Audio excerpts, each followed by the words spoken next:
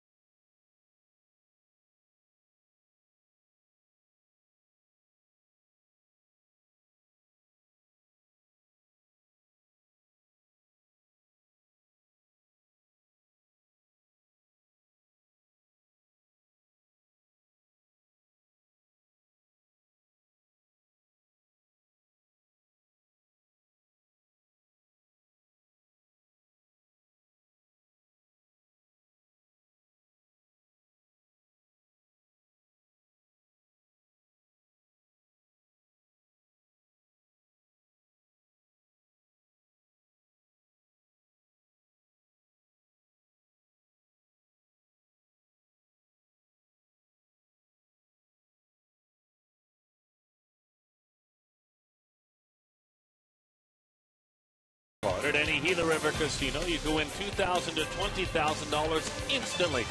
Jack in the Box. For a limited time, Jack's really big chicken sandwich combo, it's back. And it's only $3.99 plus tax at participating restaurants. Southwest Airlines. Find our fares online only at southwest.com.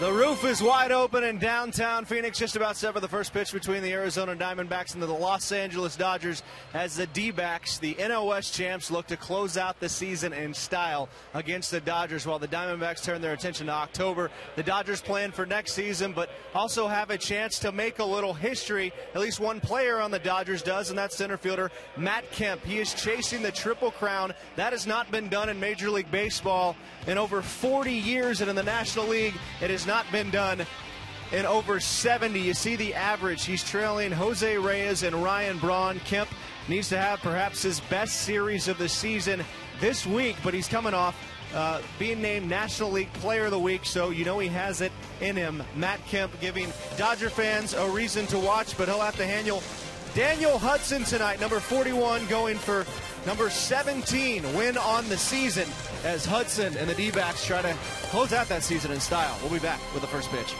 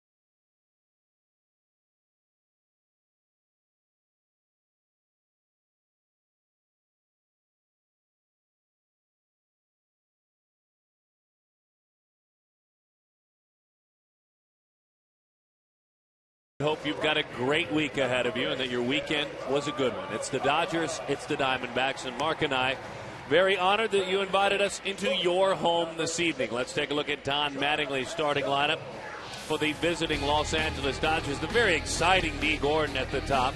Jerry Sands, Matt Kemp, MVP candidate, and Juan Rivera, who's fitted nicely in L.A. It's James Loney hitting more in the second half.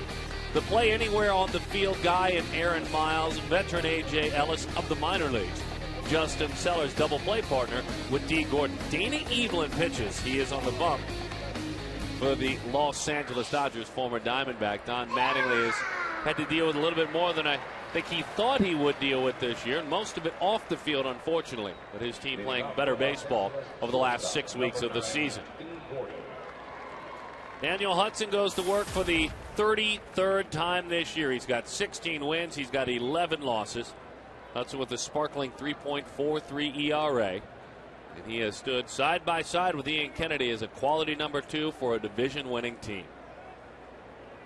Really in at third is Roberts in case a bunt comes down. And the first pitch is a swing and a miss.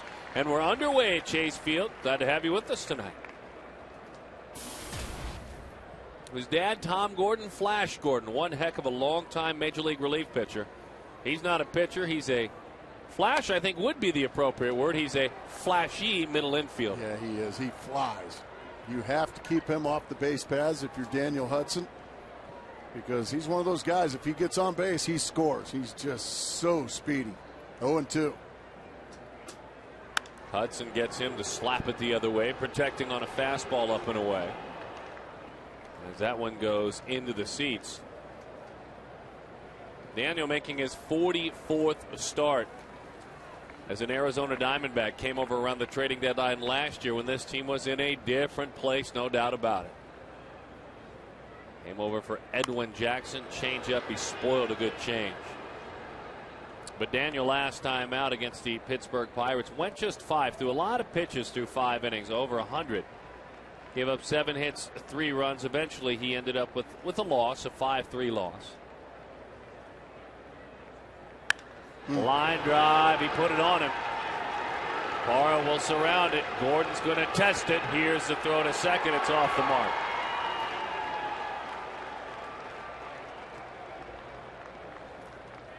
Gordon's going to challenge anybody and everybody. He challenged Cowgill that time. Yes. Yeah, and he got it as the umpire loses his shoe. Rough start for Daniel Hudson. Just a really poor 0-2 pitch. A fastball right down the middle. And Gordon just rips it into left center field. Cowgill came up, and a good throw is going to have D. Gordon. But that's what speed does to you. It forces you into mistakes. And you can see that ball was a good 20 feet up the line. A bit of a flat tire for Bill Miller, second base umpire. He was on it, ready to make the call. Just lost a shoe there along the way. Here is Jerry Sands, and the fastball is blown right by Sands. 0-1 the count. Love to see Daniel get a 0 in the first inning. Kind of been a bugaboo of his all year long, hadn't it? It has, and you know what else has been? It's been 2 strike hits. I mean, that's been something where he will tell you, when I do struggle on occasion, I don't put some hitters away. I mean, literally, you have a pitcher like Hudson on an 0-2 count when a hitter engages and puts it in play on 0-2. 271 batting average on 0-2. That's way too high on 0-2. And that obviously would include strikeouts. You know, that's an out if you get a swing and a miss at strike 3. But on 0-2, 271. Sinking fastball, 1-1 the count. And I'll take it a step further. After no balls and 2 strikes, that means the rest of the at bat, no matter what happens, still 250. So you have them in a hole 0-2 and they still hit 250 against you. 1-1 the count. And he'll admit he needs to improve on that. Good changeup. Boy, he didn't get the call. It's a couple of pitches right there. Phil Cuzzy, the home plate umpire, didn't give him. Looked pretty good. I thought pitch number 2 was in. That one looked like a strike, though. If one's not a strike, the other one needs to be. That's what catchers will tell you. And you can see the delay in Miguel Montero throwing it back like, why didn't you call that a strike?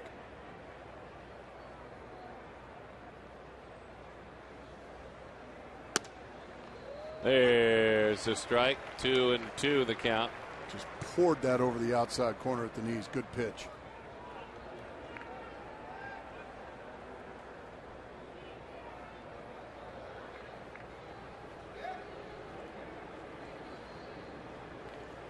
Starters row, that includes Jared Parker there.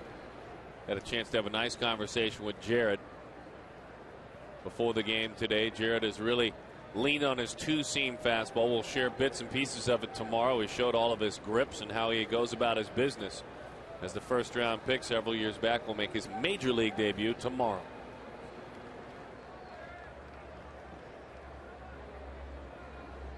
Hudson with the 2-2. Buried that fastball in. Look, last time he faced the Dodgers, they picked on him early. They wanted to make sure that he got in a hole a little bit, and they came after him. And it was Gwynn dropping down a beautiful bunt. It was Kemp with a shot into left field. And then Sand followed up with a key hit as well. Close play at the plate and a great slide by Gwynn. And so a couple of runs, that turned out to be the difference in the ball game, because if you remember the Diamondbacks that weren't hitting, that was the Diamondbacks that weren't hitting at all. Nice play by Montero to save a wild pitch. Daniel didn't give up really anything after that first inning. He locked in.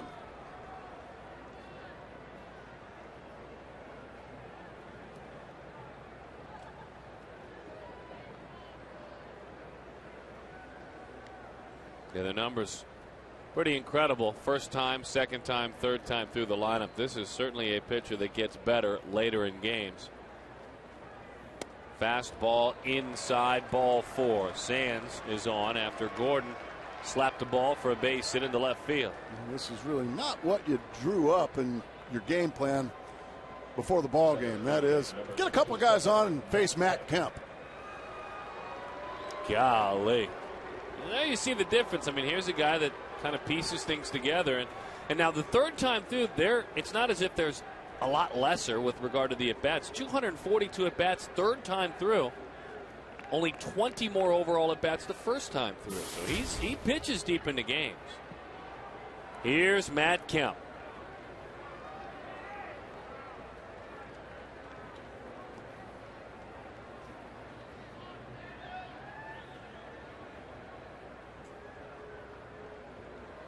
Inside, jackknives him out of there with a fastball in. 1-0 the count on Matt. He's handled the Diamondbacks, but then again he's handled just about everybody. He's in the middle of a 9-game hitting streak. 474 is his average in his last 9 games.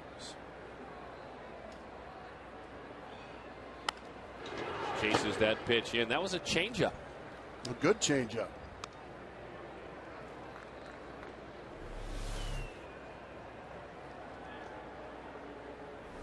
That's what you try to do. These big guys, these long, wiry guys, you try to pitch them in, try to keep them from getting those big arms extended. That's when Matt Kemp can kill you. He's got as much power to center and the opposite way as anybody I've seen in a long time, Darren.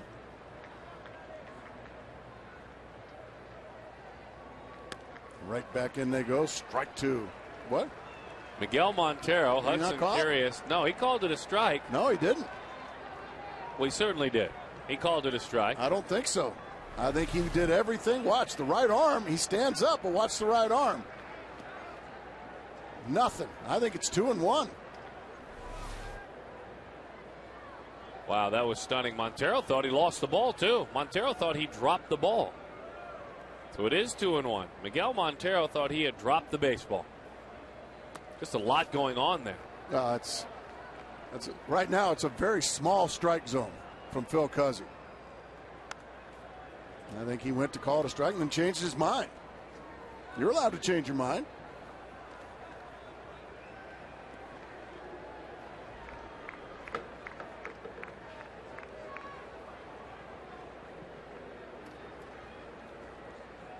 Three and 1 the count.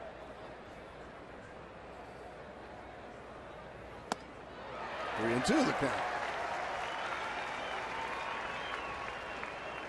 That was a changeup. A harder changeup. It stayed up and in. It's not 2,600 consecutive games as Ripken played in, but Kemp has played in nearly 400 games in a row. Which is awesome. High fly ball, well struck into left center field. Young goes back. That ball is gone. Matt Kemp continues his statement that he should be, no matter his team's record, the most valuable player in the National League. 3 more RBIs. He has 123. Another run scored. He has 113. And his 38th homer of the year. You just said, I've seen he's got as much power to center field. That's a changeup, and it can't split the plate anymore. Look out up there in the walkway. Bang. A lot of people don't expect baseballs to come out there. A lot of people haven't seen Matt Kemp hit. 3-0 Dodgers. So once again, that first inning bugaboo for Daniel Hudson. He's got to find a way to get over that. Probably a mental hurdle now. But an 0-2 pitch for a double, then a walk, and then just hanging changeup right there for Kemp to destroy. Well, the one before, even though he earned a strike on that pitch, the one before was up as well and was also hanging. He just got away with that one. Hot shot, Roberts sees it into his glove on a cross. Goldschmidt there to bail him out, so Hudson gets a nice play behind him. Ball well hit by Juan Rivera, but Roberts was there. Nice play there by Roberts, and then a really good pickup on the other end of it by Goldschmidt.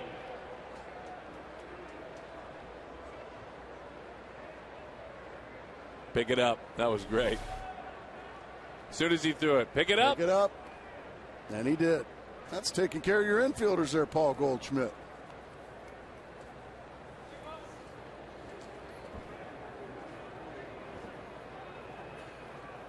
Well, there he is, the Dodgers offense. Swing and a miss at a changeup. In his last 5 starts, the first inning has been a bugaboo. I mean, the rest of the ball game, he's given up 4 runs in 24 innings, but 7 runs in his last 5 first innings. Inside, 1-1 the count.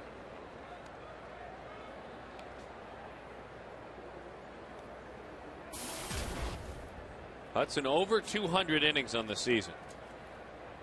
Matter of fact, he and Kennedy and Saunders all over 200 as Loney leans on one. Chris Young goes back, fortunately, to the deepest part of the ballpark. Well, once again, a pitch right in the middle of the plate. That was another changeup right in the middle of the plate. This time, Chris Young was able to run it down. Defensively, Arizona looks like this.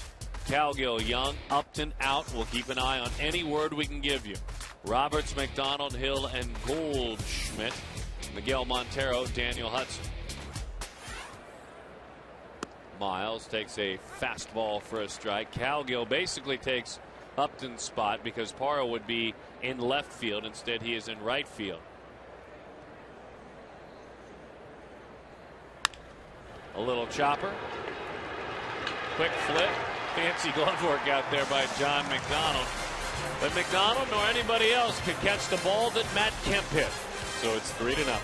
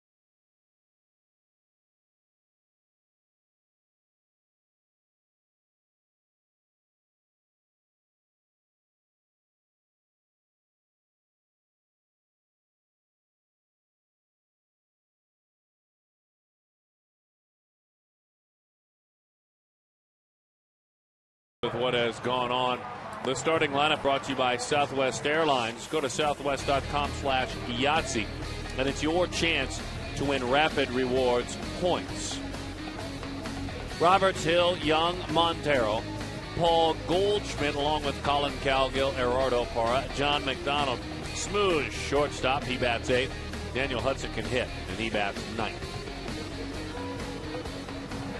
Dana Evelyn, the left-hander, grew up in Southern California, was born actually in Washington, grew up in Palmdale, California. Was a Diamondback for a brief time back in 2007. And this journey back to the major leagues has found him with some success. This is his 5th start back in the big leagues this year. The left-hander, now 27 years old, and there's strike 1 to Ryan Roberts. Was originally a Brewer, was drafted back in 2002. And came over in an interesting collection of players in a deal. That one is a shot down the line. You folks might remember some of these names. It was the wintertime into the 07 season. And Dana Evelyn came over with David Krinzel and Doug Davis. And it was going back the other way. Johnny Estrada, Claudio Vargas, and Mr. Aquino. That was the trade between the Brewers and the Diamondbacks. Of course, probably the bigger two names, Doug Davis and Johnny Estrada. And Johnny Estrada managed to, at some point, unfortunately for Johnny, play his way right out of yet another team in Milwaukee. 0-2 the count. My old broadcast partner, Tom Brenneman. Oh, he big Johnny Estrada fan. Well, that really? Yeah. So he'd be one the of his only one. Players. They were wondering where he was. That's him. The 0-2. That pitch is high. 1-2 the count. Saying there weren't many, where are you?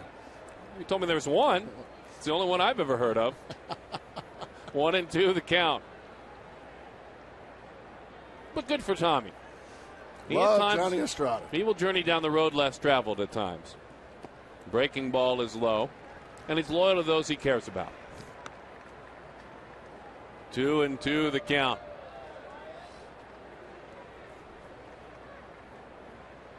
Roberts 3 of 9 in the Giants series. He walked, he drove in 3.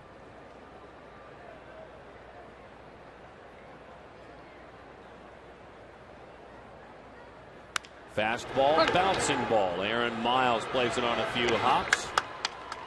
And Ryan Roberts is erased on a ground ball out. Let's take a look defensively.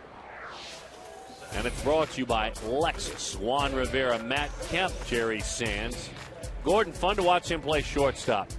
It's fluid, it's effortless, it's athletic. A.J. Ellis behind the play. You'll enjoy it tonight. I'm sure you watched a bit on television from Los Angeles. There's not a lot to him right now. He is a thin and frail young man to be playing Major League sports at its highest level. But the fact that he can handle himself, that he can handle the bat and play the position, and he'll get bigger and stronger, already tells you a lot about it.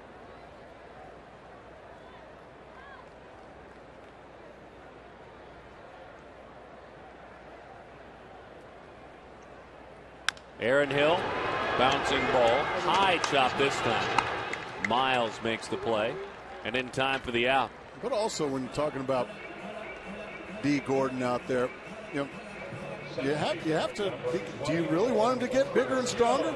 Not much. I was going to say, because then all of a sudden you're going to lose that great speed if you add 25 pounds. Well, I think the way I say it, Gracie, just by a natural progression of just getting a few years older. Absolutely. Absolutely. Yes, no. Not spending weeks and hours in the weight room and bulking it up, and you've got to do it naturally now and eating all sorts of extra food. No. I mean, he has played very, very well at every level. Nobody's done this kid a favor. No. He's earned the right to be here. Leave the eating the extra food up to us. We'll take care of that. That's what broadcasters are for. We have no problem putting on weight. I can't look at a cheeseburger anymore and not gain 5 pounds. Pitch is low to Chris Young. 1-1 the count. You can even use Young as an example. You can remember a couple of years back when he first journeyed to the big leagues. He was thin and, you know, same type of build. Not much different than Gordon. And it's not as if he's gotten bulkier and thicker and tied up. Just as you say, maturing, getting a little bit stronger. 1-2 the count. Young batting third today. Was 1 of 6 in that Giants series.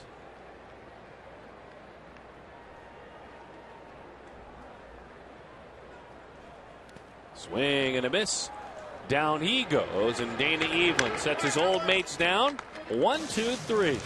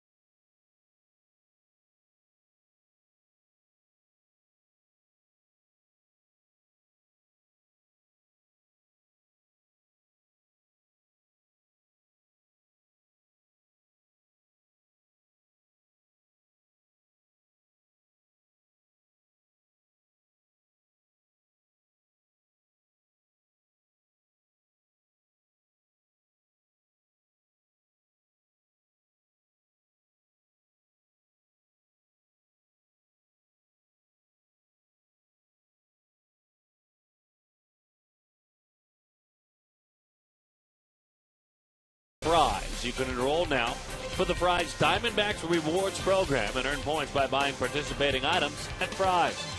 Kia Motors. Learn more and visit phxkia.com.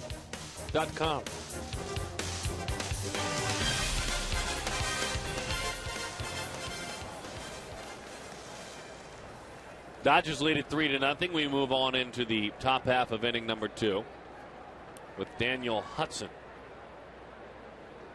Touched up again early in the ballgame. If you missed it, Matt Kemp, I should say, with a 3-run home run. And there's a strike over the inside. 0-1 the count. And this is where usually Daniel Hudson, either maybe out of anger or just, this is where he usually settles in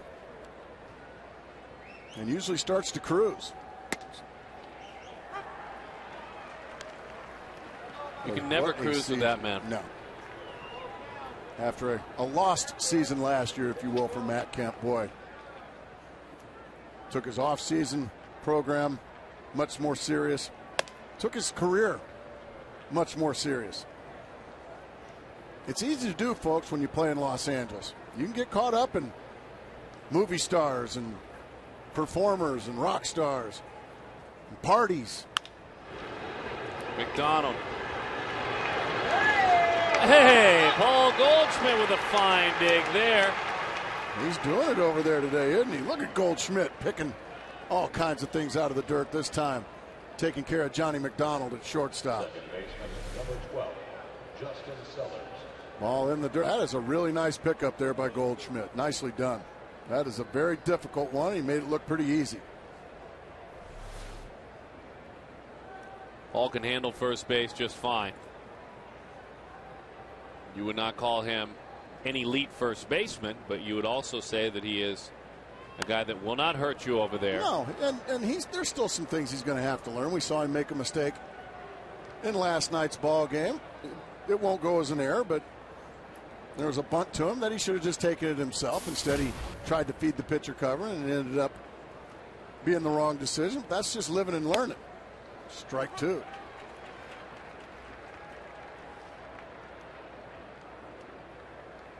But most every opportunity he has had to clean things up for an infielder, he's done so. There's a ground ball. McDonald getting tested. Early workout today for John McDonald. Paul Goldschmidt very, very happy to get hit in the chest for the first time tonight with a throw. Love the folks with Nissan. They bring us the key to the game tonight. Just a stone's throw away. What's that like? America West Arena? It's just a stone's throw away. It certainly is. That's a good key to the game. Like Pizzeria Bianco, just a stone's throw away. Right nearby, you're right. Oh, it's fabulous. But what it ties into is Saturday, your foe and your city, it's almost here. Just a stone's throw away. That must have been yours, Darren. No, it actually wasn't. Tied into because it's not very big league. Well, the guys in the truck. Just a stone's throw away, certainly. And you can throw the stone yourself if you win out. You can make sure that you put the pressure on the Brewers. You can do some things about it. Brewers are losing as we speak. 7-3. That's always good news. But you don't want to pass the stone. You want to go ahead and throw it yourself. No, you don't want to pass a kidney stone. No, that's painful. Oh, that's not what I meant. I mean, by the way, to our producer, Jason Lewis, who is under the weather, we want to wish him a quick get well. Pal. He'll be back. Just a stone's throw away.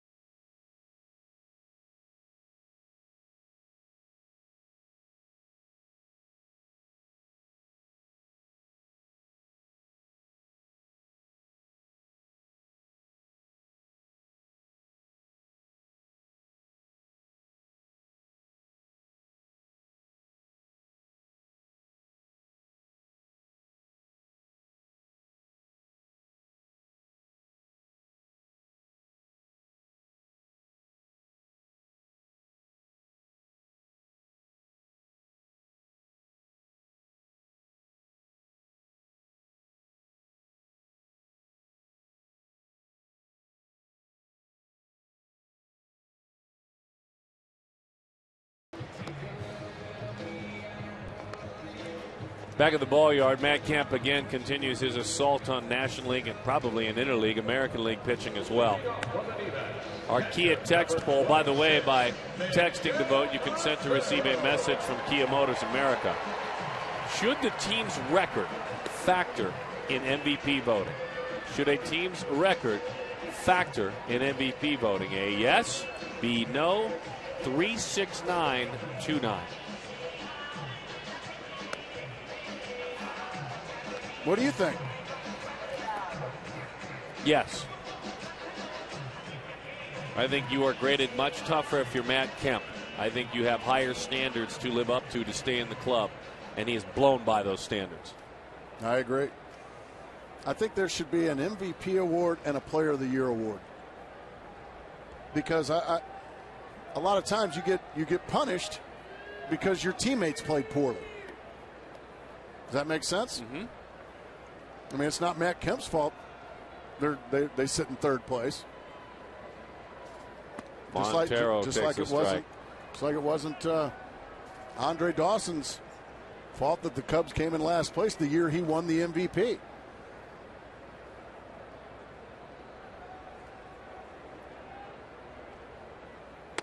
Pitch is inside. We remember Alex Rodriguez in 1998 with Seattle. A 40-40 year. Kemp's almost to a 40-40 year. Soriano the last to get there. Alex Rodriguez, Barry Bonds, Jose Canseco, all 40-40 guys. Kemp's almost there. That pitch is inside to Miguel Montero. 2-1 the count, Miguel. Couple of hits yesterday, 2 for 8 on the series for Montero. Hitting .333 in his last 11 games. Breaking ball. Curveball. 2-1. That'll even it up. Beauty.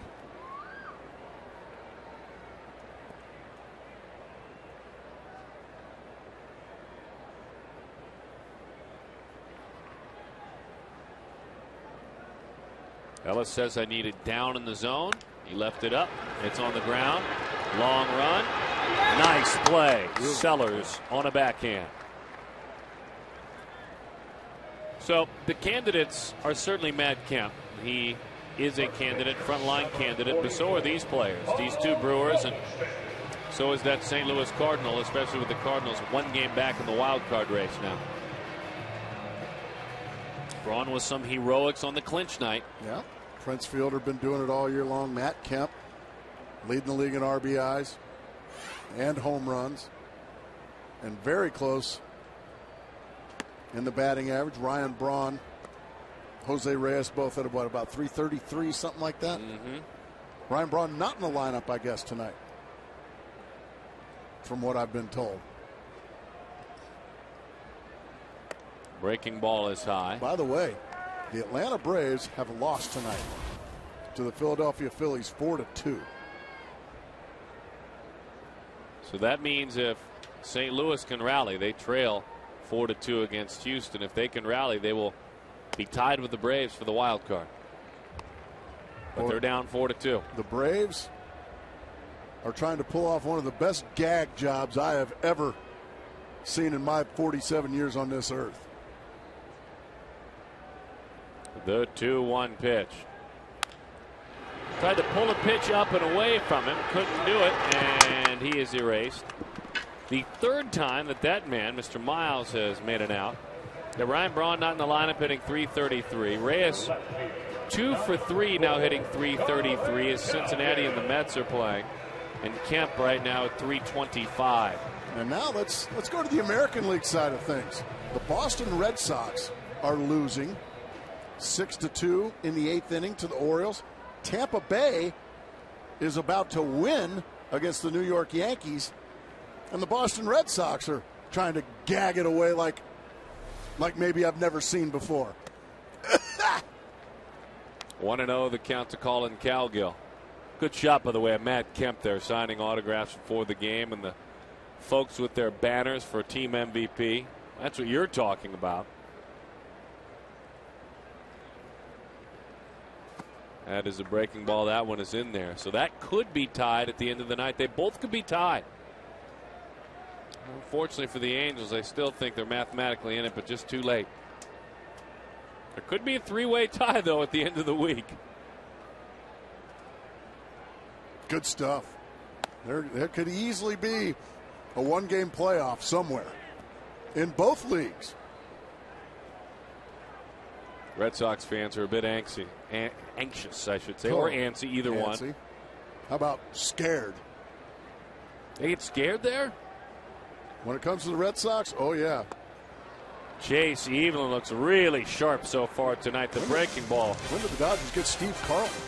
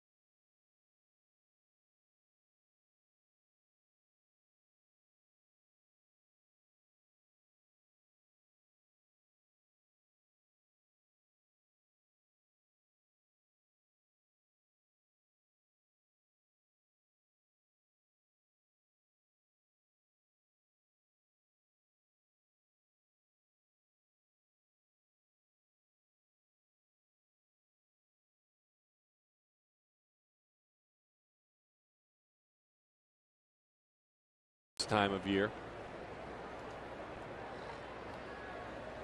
D. Gordon to lead it off. Daniel Hudson is on the bump. Way in at third is Ryan Roberts, and that's why. And it's bunted foul.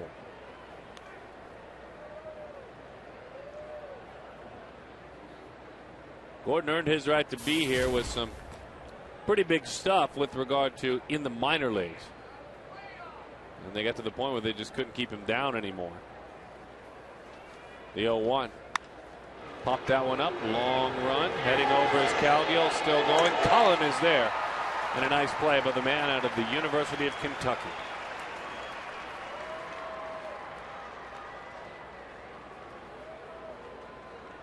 Right fielder, Jerry Sands.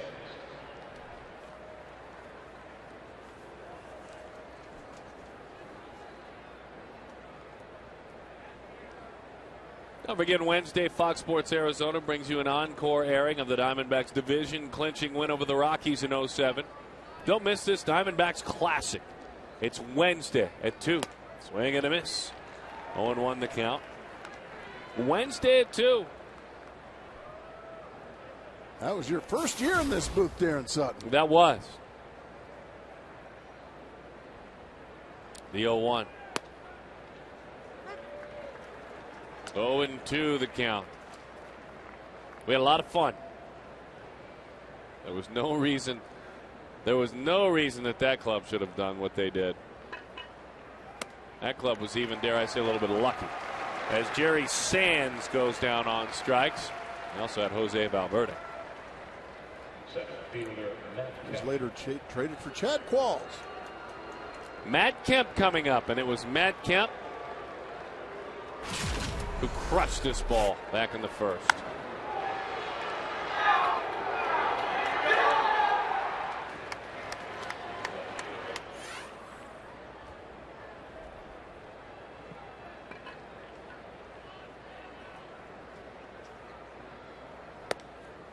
One and 0 the count. And Daniel Hudson, after that first inning mishap, the 3-run homer, well, he's retired 9 in a row. Daniel fires a fastball at 93 miles an hour.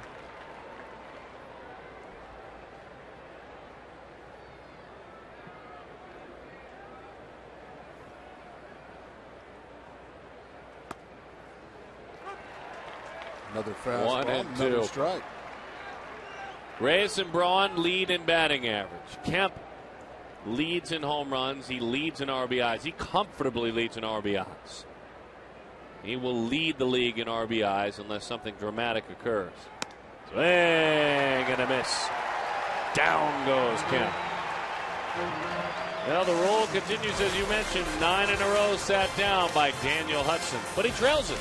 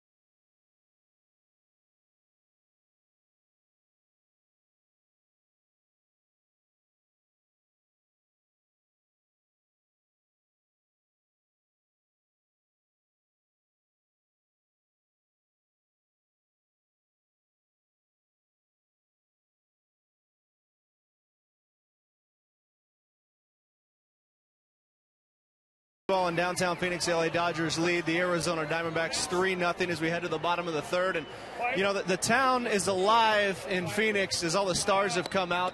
Buzz for the Arizona Diamondbacks. We're here with the man at the initial introduction, the coach, Dick Vitale. What do you got to say? Tell Gracie and tell Sutton, look at that scoreboard. The Rays, baby, beat the Yankees tonight, and the Orioles are right now in the ninth, up on the Red Sox. Let's go, Rays. He is one of the bigger Ray fans you'll ever find down there, Mark. Oh, absolutely. Coach, Mark Grace talking about how big of a Rays fan you are. I just ran into the Upton family downstairs watching the game. What would it mean if the Rays are able to pull this off and go to the postseason? Well, you know, I think Joe Maddon's the best manager in baseball in the American League, and obviously Kurt Gibson. You win 66 last year, 93 this year. Amazing. And I look at the lineups of both clubs, shows you how important pitching is, because they don't have too many Mark Graces, man, who can hit those line drives and who are going to put the ball in the gap.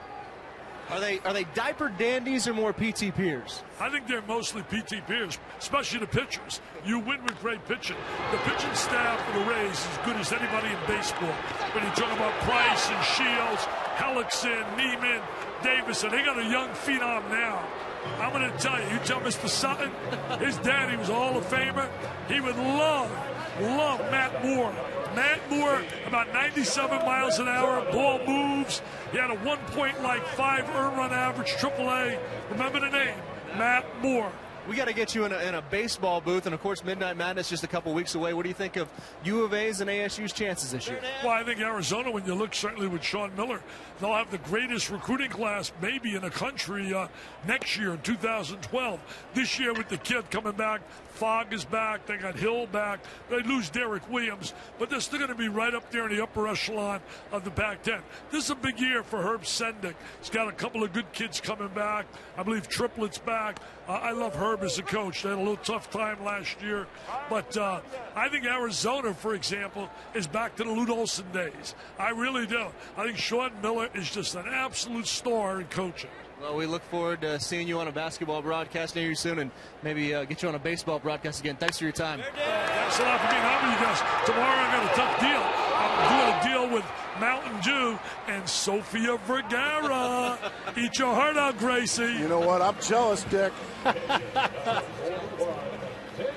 That's great stuff. Passionately loves baseball. That's a baseball fan. He knows his stuff, doesn't he, as far as baseball is concerned? Yeah, I absolutely love that man.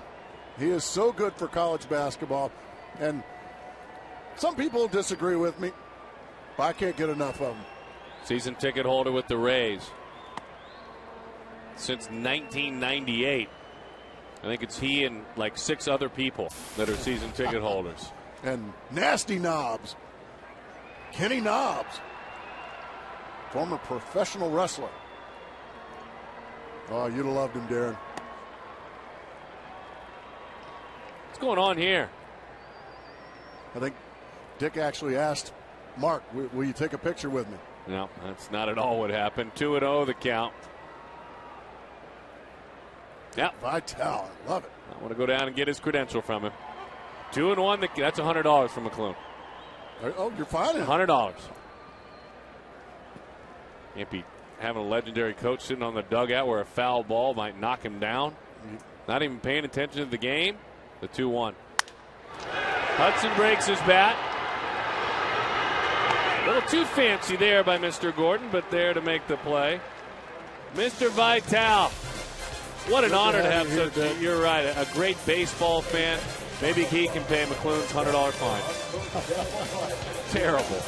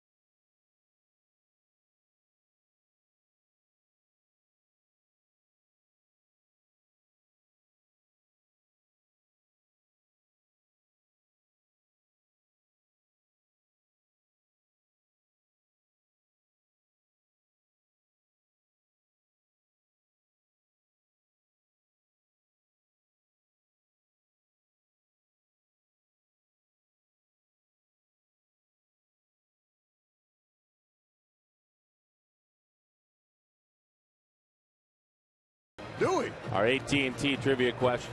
Name the 4 Los Angeles Dodgers to win Most Valuable Player awards. The 4 Los Angeles Dodgers to win MVP awards.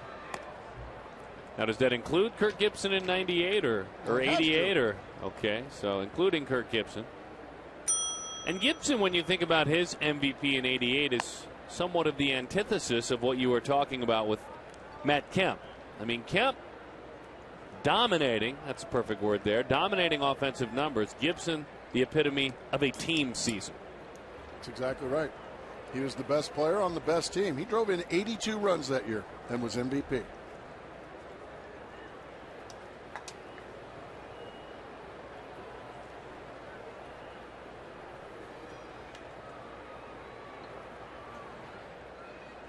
Hudson goes back to work. 3-0, the Dodgers on top. Infield, outfield, straight up for Rivera. And he cheats a bit, pulls a pitch away, drives it pretty good. Calgill runs it down. His fanny went one way, his hands went the other. He got extended. He was really cheating trying to pull that ball and still hit it to the track. That's what happens when you get extension. Full extension, He just got it off the end of the bat enough for Cowgill to run it down in left field. Here is James Loney now.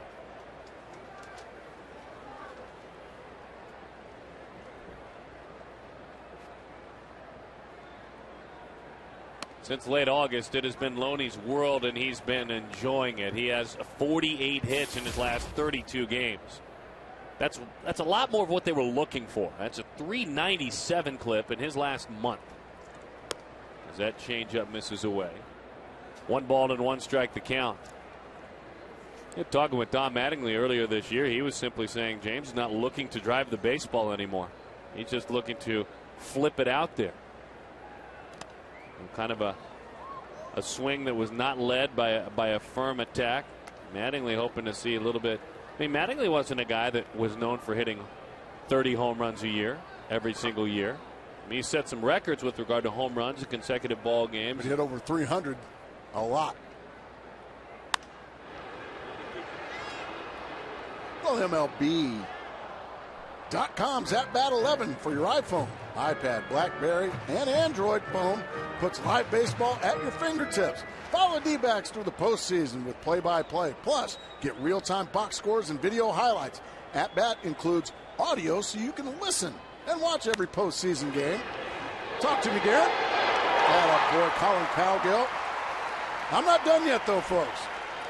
Listen back up. Visit dbacks.com today for more details about MLB at Bat.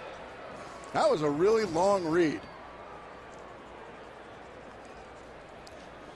Timing is everything, Darren Sutton. Looking for another foul ball. Here's Aaron Miles. A line out there by Loney. God awful or what? Hey, that one is a changeup that's outside. The thing that Kirk Gibson says to his hitters, I will say to you, is do not let this first at bat have you struggling. You may win a ball game for us later tonight. So just put this one behind you. Out front, popped up. That was a changeup that was in.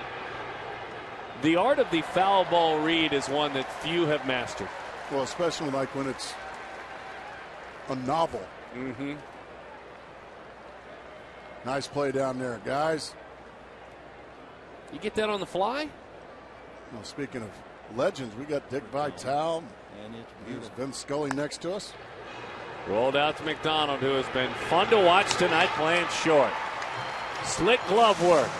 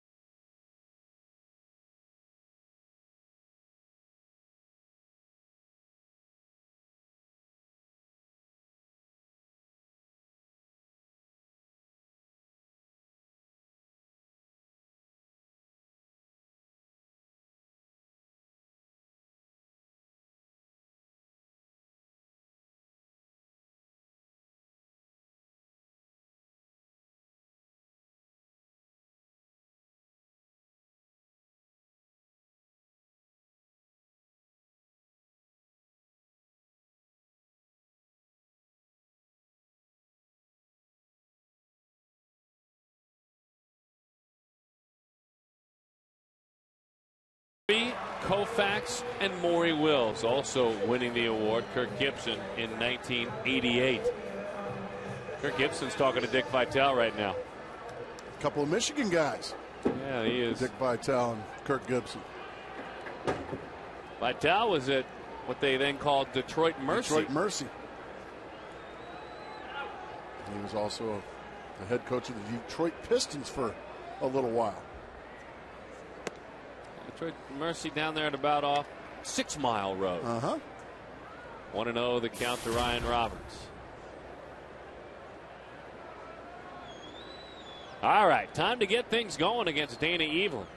And I'm guessing you folks are in on this. Lifted to left field, got it off the end of the stick. And so that one is an easy chance for Juan Rivera. Hey, a quick reminder that every time a Diamondback knocks one out of here, it's really good news because Fulton Homes donates $150 to the Central Arizona Mountain Rescue Association. A little bit of a country beat walks Aaron Hill into the batter's box. He's from Visalia, California. They love country music there. Yes, they do. And I'm glad you mentioned that fine city. Always a great spot to visit. Was on his way to Fresno State out of Visalia. Opted at the very last moment instead to make a different kind of journey to LSU. And you and I talked about this earlier and talked with him about it. He was able to play for Skip Bertman, the legendary baseball coach, in Skip's final season. 1-1 the count.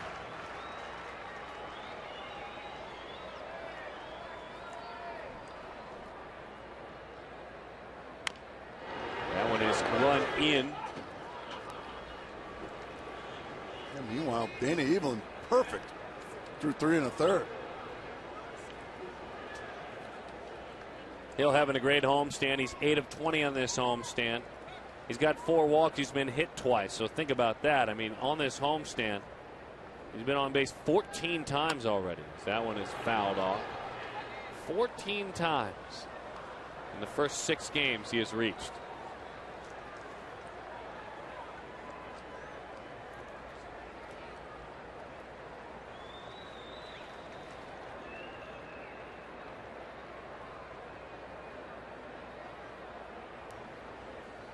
Breaking ball just off the plate.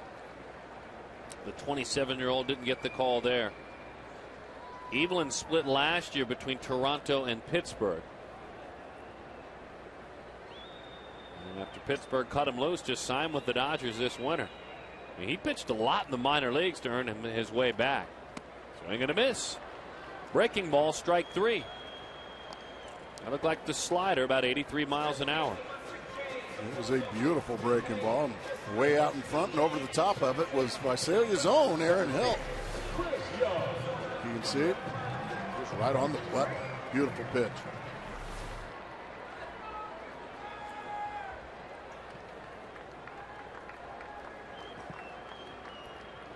Here is Chris Young. Just got a piece of it, fouled it off. We're doing our best throughout these 3 ball games to keep an eye on the different games that directly affect the Diamondbacks. And there are going to be 3 games per night outside of this game that the Diamondbacks will be directly affected by. That's a shot. There's the first Diamondbacks hit of the ball game. Made the right decision there. When you finally reach, you don't want to get thrown out. Young drawing the throw. First hit of the ball game. Well, nobody no-hits the Diamondbacks. Right off the end of the bat it goes, and right over the top of Aaron Miles. Not the tallest third baseman in the league. And Chris Young takes full advantage, and that's the first base hit of the ball game. Well, it's happened a couple times, but I mean, outside of nobody, maybe twice. Here's Miguel Montero. Jose Jimenez. And also Hannibal Sanchez of the Florida Marlins.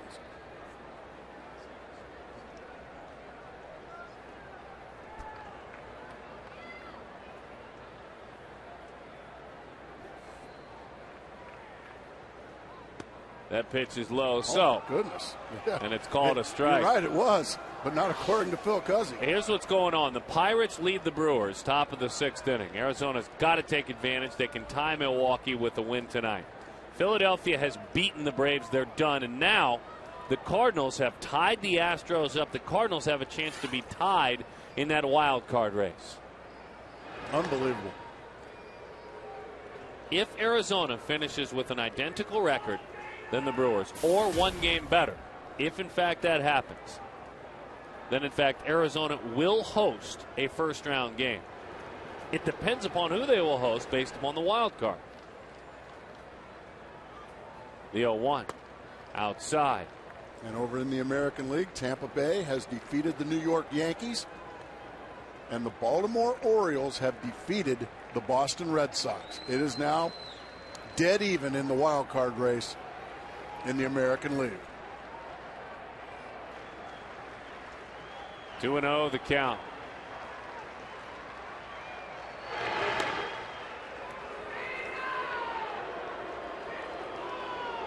Dick Vitale's checking his phone. He knows the score. Confident season ticket holder.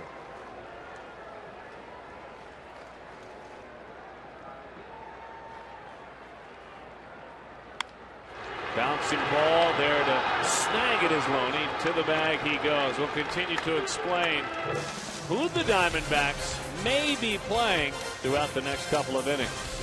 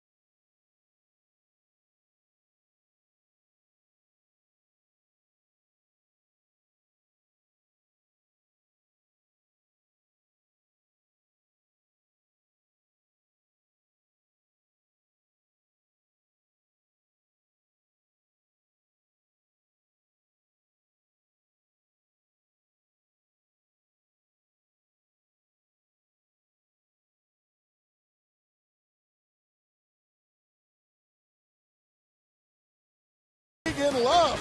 Saturday, it's a full day of college football on both channels with coverage of U of A at USC and Oregon State at ASU right here on Fox Sports Arizona. Check out foxsportsarizona.com for the entire schedule and channel listings for Fox Sports Arizona Plus.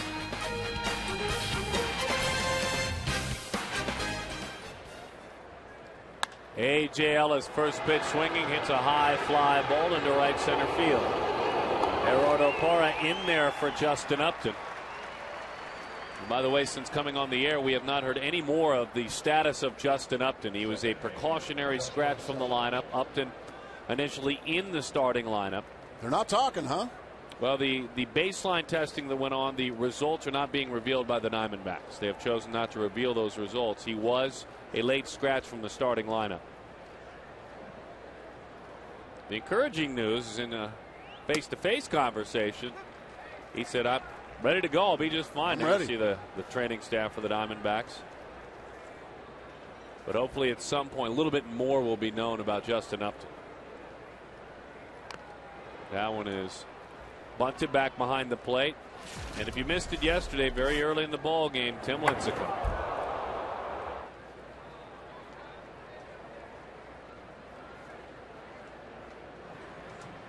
frightening.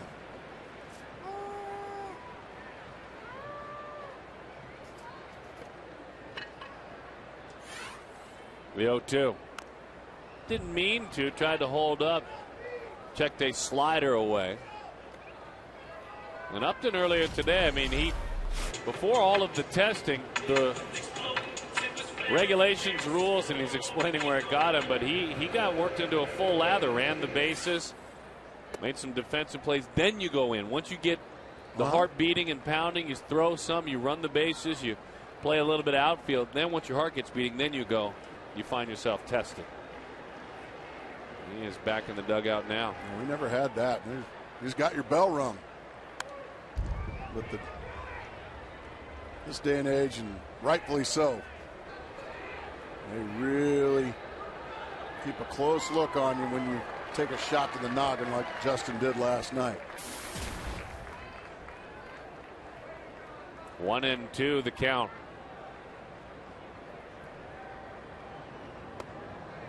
That one is away. 2-2 the count to Justin Sellers.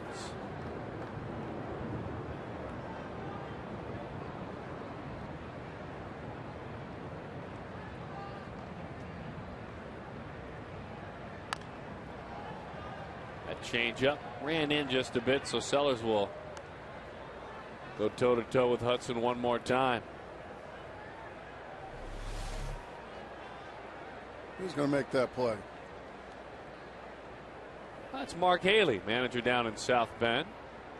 And the opportunity to be with the coaches. Broke his bat, it's popped up.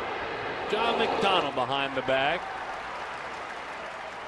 Well, we got some good news about Kachinko. Really? It continues on throughout the rest of the year. Gila River Casinos. You can play now. Section 111 here at Chase Field. It's an interactive kiosk. There is always a winner. It's a lot of Gila fun. River Casinos. Like one of our folks on our crew, one of our research statisticians and graphics coordinators, looked like Josh Weingrad was playing there, so good luck to him. 0-1 the count.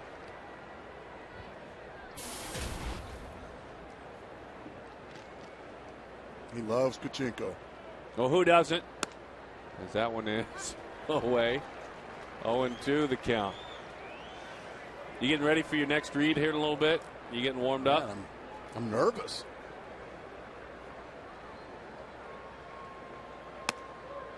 Fastball just off the plate. I'll tell you, you rocked that college football read. I'm improving. Spring training for a lot of us. It is for all of us. It still is. 1-2 the count. Hudson wheels and deals. That's a slider. Interesting pitch selection there. A 1-2 slider to a left-handed hitting pitcher. Rare is it when you see him throw a slider to a left-handed hitter at all. So Daniel goes back to work. Inside, 3-2 the count. Father and son having a secret conversation out there. They don't want anybody to know what they're talking about. 3-2. Evelyn took that one literally right out of the catcher's mitt, right over Dick Vitale over there. Fortunately, he wasn't. Yep, he's waving the white hanky. Yeah. Fortunately, he wasn't posing for a photograph, or that with Mark McClune, or it would have got him. That's what I was saying before. The $100 poor Mark McClune. You don't pose on the dugout. Thank you, Gracie, for reminding everyone there. What is it you tell folks when they sit in these seats down below? They sit in these good seats. Oh, well, just pay attention. Pay attention. We want you to enjoy your game, and if you're going to use your cell phone, use it between innings. If you're going to text between innings. Like that. Hey, yeah, there. You pay attention. There you go. I mean, you could have a foul ball coming right at you. Exactly. The 3-2 pitch. Outside, strike three.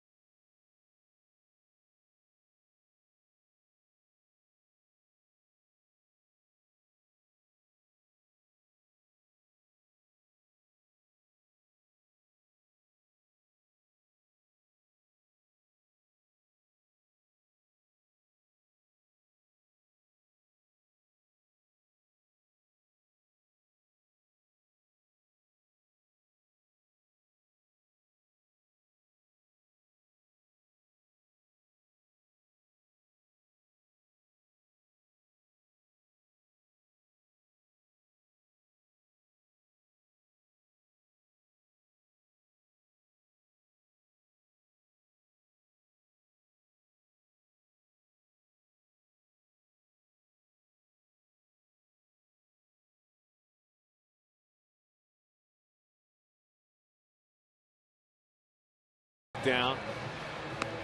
This roof is open. Nights are awfully pleasant now, aren't they, Darren? Nights, mornings are wonderful. Should the team's record factor in the MVP voting? Split right down the middle, huh? Right on the fence. I guess we'll just have to wait to determine what you folks think a little bit later on in the evening. Our Kia text poll. Who's your MVP this year in the National League, Darren? Matt Kemp. I agree with you. Because he exceeded the expectations. You have to be crystal clear when you're looking at the award. No wonder he's doing so well. He sees really well.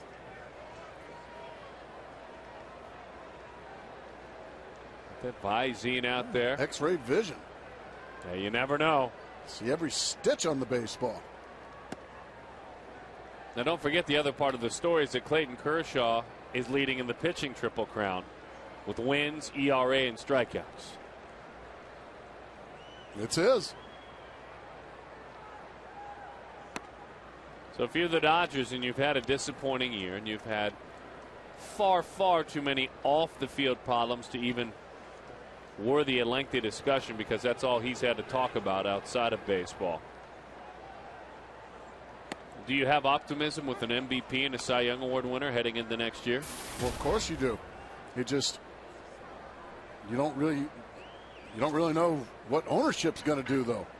You know, are they going to be able to afford those guys? Are they going to trade them? You just don't know. There's so many questions as far as the Dodgers ownership issues. Well, Major League Baseball has started to come out very firm now. Major League Baseball basically saying, well, we'll throw some chains on the gates and just shut the team down if we're not able to move the team. Baseball being stern over the last week with the current ownership group and the McCourt group. That one swung on and missed. That's strike 3. So it will be interesting if the game is able to support what it says it's going to do. Oh, what a breaking ball from Evelyn. Well, he's been impressive tonight, Danny Evelyn. Well, last time out, he pitched against San Francisco. They knocked him about. He pitched 4 innings, gave up 5 runs. It was an 8-5 loss. The Pirates knocked him around 2 starts ago. Before that, though, great at San Francisco and very good against Pittsburgh to come back up to the big leagues. He shut out the Pirates, 7 shutout innings. I mean, you can thank, if you're a Diamondbacks fan, thank in part Danny Evelyn for helping Arizona clinch. Big swing at a high changeup. Well, sweeping the Giants didn't hurt, did it? Nope. But when the Giants are scratching and clawing, looking to get their head back above water, Evelyn just shoved them right down underwater. Dunked them. He dunked them good.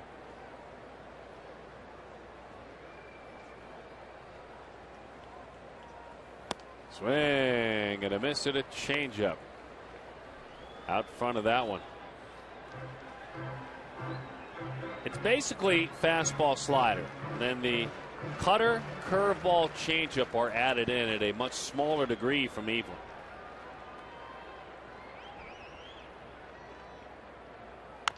Chopper, this will be tough. Watch Gordon work. Off balance throw. Got him. Nice play by Gordon.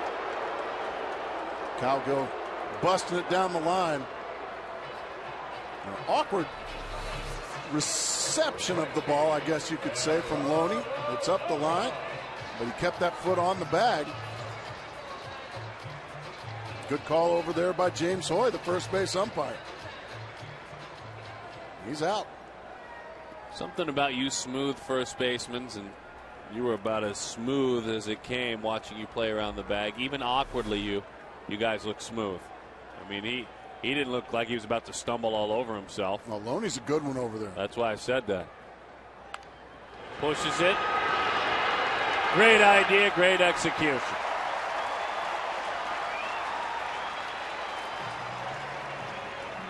And then Gerardo Parra with 2 outs gets a bunt base hit to set up John McDonald. I would imagine Don Baylor and Kurt Gibson very pleased that he got that bunt base hit, but with 2 outs, unless he steals second here, I'm sure those guys like to see him maybe drive it in the gap,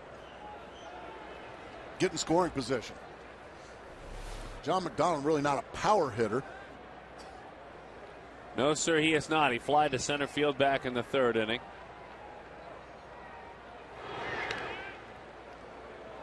And in his career, 30 stolen bases against him and 12 thrown out, so a success rate of 29%. Just a little bit better than league average for Dana Evelyn when he has been on the mound. Let's see if Parr takes off here. A little number right back to the mound. And that'll do it for the Diamondbacks.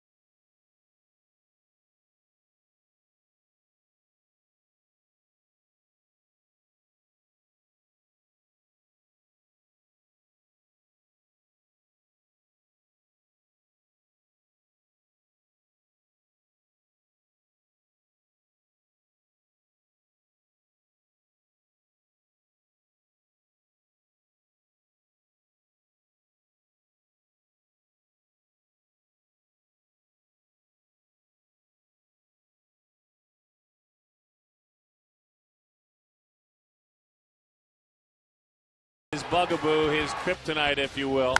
3-run home run off the bat of Matt Kemp on a changeup that was up. Then just settled down. I mean, he has started to mow, and mow he has done. Clean things up in the first, a clean second, a clean third, a clean fourth, and the same in the fifth. The minimum since the Kemp home run. Stunning. I mean, stunning to talk about what he has done. And that's literally, it was a double for Gordon, a walk to Sands, and a 3-run homer, and otherwise he's been perfect. The guys like Matt Kemp and things like 3-run homers, very painful, especially as we see our Diamondback fans settling back in. Especially when Dana Evelyn's picked an interesting night to throw one of the better starts he's thrown in the big leagues. So far. Daniel Hudson, nothing since that 3-run homer. Nothing. Here is the big warning for Evelyn and the Dodgers, and we say this not as much as fans, but just as reporters of facts, because it's a fact that the third time through the order is about to come and face Dana Evelyn. And that has been fantastic for the Diamondbacks offensively. That's why Hudson needs to keep being as good as he has been.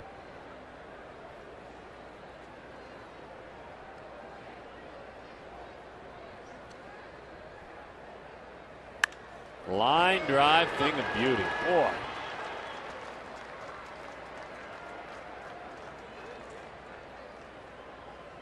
Base hit for Gordon, his second hit of the ball game. That spoils that streak. Fastball middle of the plate on 1 and 2, and that's pretty much the same story. Just a bullet to left field. Pretty hitting right there.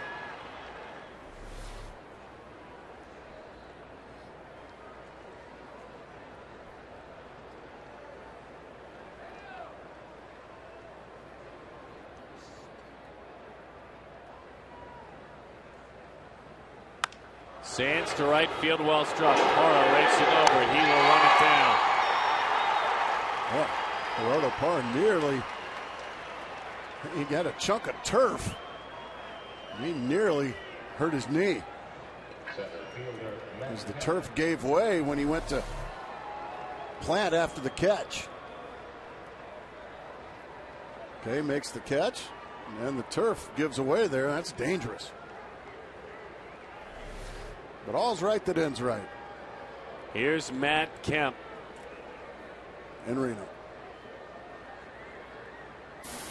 Kemp, the 3-run homer in the first inning. You know, he has 38 home runs. He has a third of his team's home runs. A third. Barajas is next on the list with 16. He has 21% of his team's RBIs. 123. Loney is second with 63.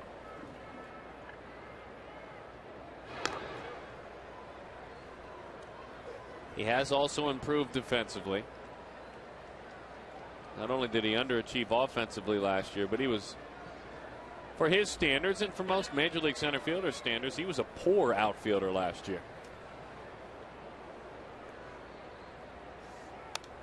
Right back to the screen it goes.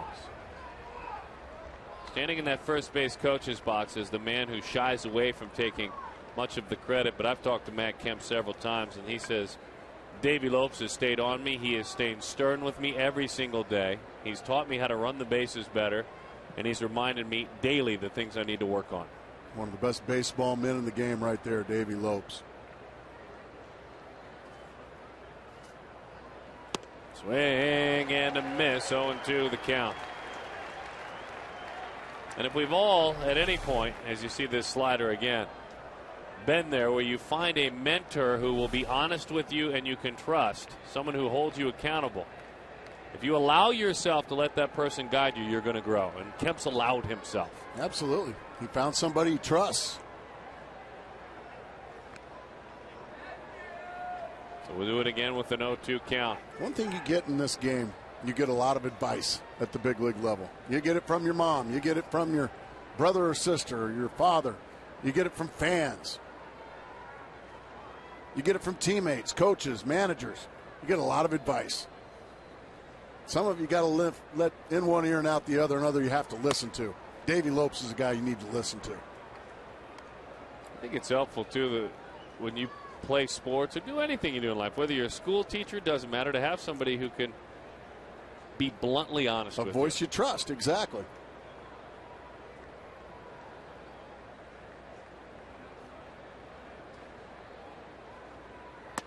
Right there. That is strike three. Caught him looking for something else. Caught him looking for a changeup, and he just ripped the fastball right by him. Matt Kemp, after that long 3-run homer, has struck out a couple of times. Beautiful pitch right there by Daniel Hudson.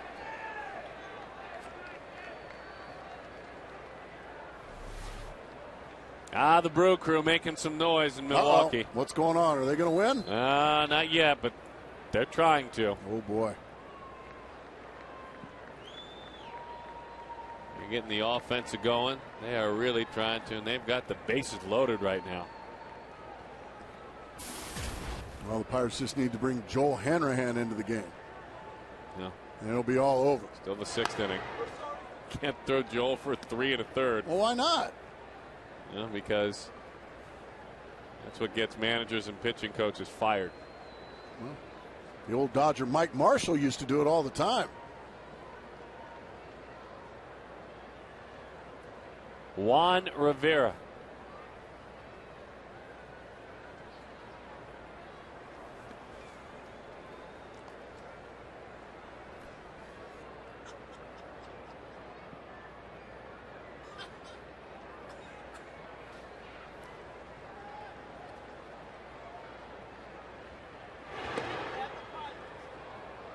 Daniel, for a big guy, very quick feet, good athlete. 10 stolen bases against him this year. 10 have been thrown out. 50%.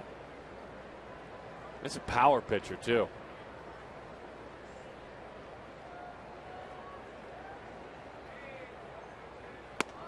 Gas. One thing Kirk Gibson managed and Charles Nagy coached pitchers have done. First of all, you will hold base runners closer. You just won't pitch for him for very long. Second of all, with varying of looks and deliveries, they'll without directly meaning to, quick pitch a hitter on occasion. Nothing wrong with that. And I mean the good kind, just a good slide step. So keeping Gordon close, and beating Rivera with a fastball up and away. Third time through the order for the Diamondbacks, due up right around the corner. Plug your ears.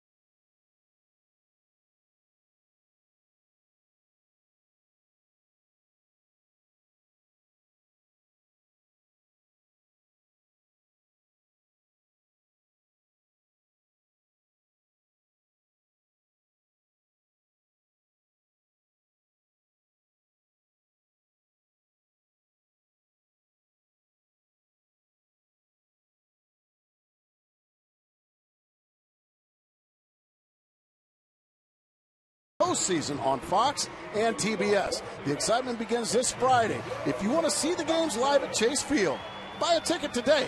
Upper level seats start at just $12. Lower level tickets are just $22. Call 602-514-8400 or log on to dbacks.com/postseason.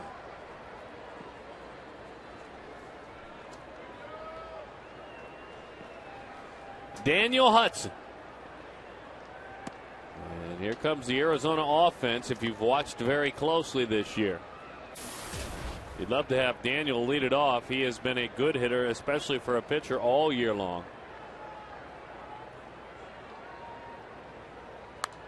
Big swing, fouls it off. Against the Dodgers earlier this year, he leaned on one. Mr. Lilly. And that was Hudson's first career big league home run. Silent treatment. There they are.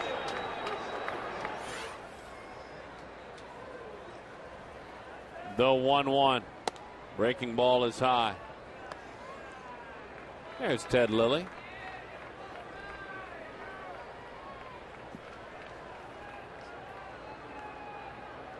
Brew Crew tied it up. Back to the screen it goes. That dastardly Brew Crew. Well, you find yourself, too, if you do not rally, do not win this game, and you drop two back, you think, oh, well, that's it. Well, you can still tie. A tie is a win. Yeah, but it's going to be tough. I understand. So let's win. That's how you do it. So Hudson has a base hit, which is no surprise at all. And then here comes the Diamondbacks, the third time through now. He breaks his bat, but hits it in a perfect spot. It's a breaking ball. He just drives it right past James Loney at first base. And the Diamondbacks looking to put a couple of runs of their own on the board. Dana Evelin's just been too tough to handle so far through 5 innings.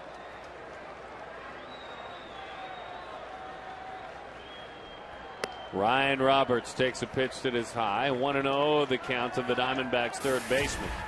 He has grounded out the third. He has fly to left field.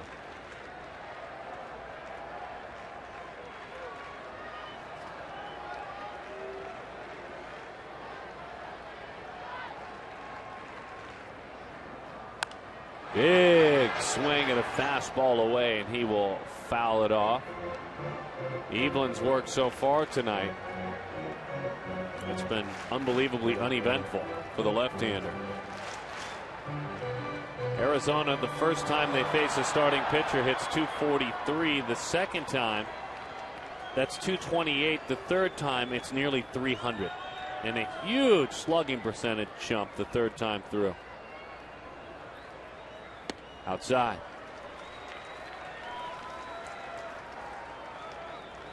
Anytime the Diamondbacks score 6 runs or more, Taco Bell gives away 3 free tacos with a large drink purchase from 4 to 6 the following day.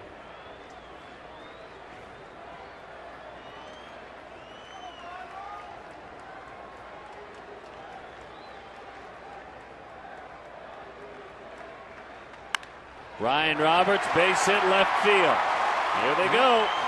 You can just sense it because they've been so consistent at it all year long, Darren. Just kind of hang around and kind of tread water for usually about 5 innings, and all of a sudden that third time around, bang, here they go. Ryan Roberts ripping it through the left side.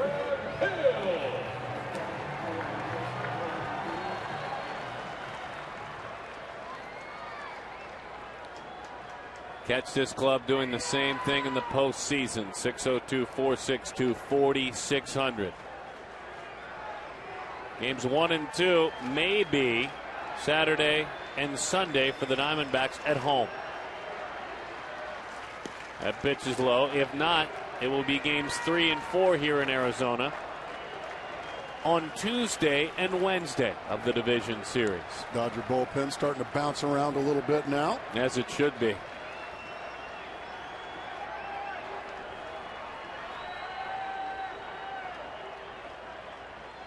Aaron Hill belts it. Down the line that one goes, but it's foul.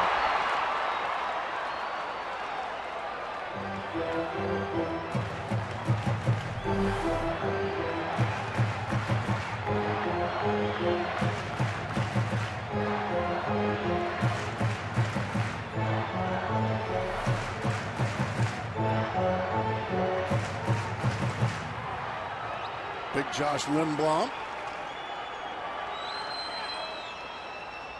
Dodger bullpen. Don Matting's got a bunch of guys that throw hard down in his bullpen. I mean, some flamethrowers down there in his bullpen.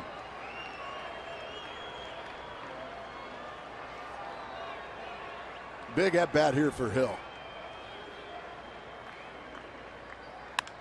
Fly ball center.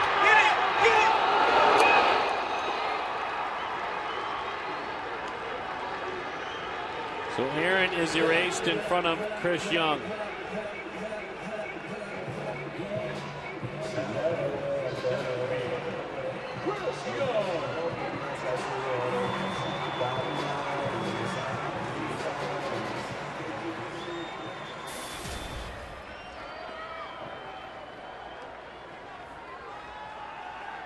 Struck out and singled.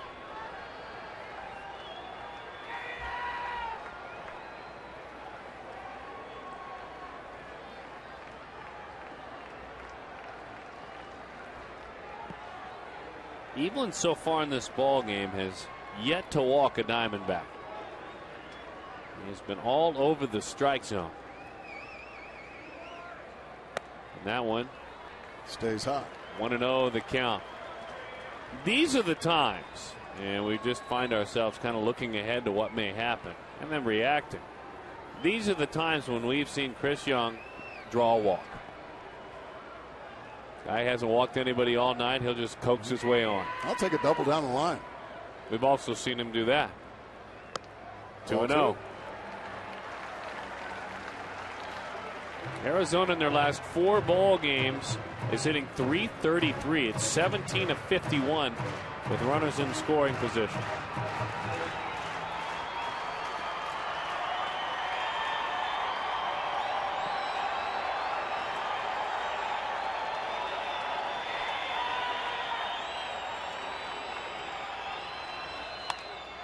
Nubs it off the end of the bat. It's down for a base hit. Well, the bases are loaded. Yet another hit with a runner in scoring position. It doesn't play to run.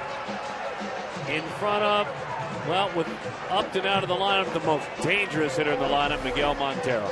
He cues it right off the end of the bat. And Daniel Hudson running at second base, he actually got a pretty good jump. And I think he could have scored. However, I think Matt Williams did the right thing. Stop him. He's one of your starting pitchers for the postseason. You do not want him to possibly get hurt on a play at the plate, sliding into a catcher, maybe jamming an ankle. We've lost Stephen Drew all year with a play at the plate. So I think Matt Williams made the right decision there for the Diamondbacks. Now, this Arizona club has been wicked with the bases loaded this year. Wow, you from Boston? Well, they've been wicked awesome as well. As that pitch is low. Wicked.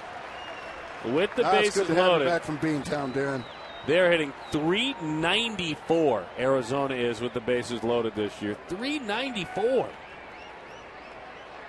Slugging over .600. That's wicked good. 1-0 the count. Back to the screen. 1-1 the count. And by the way, that number, that's the best in the game. I'm not surprised, though, that that's the best. No, it shouldn't surprise you.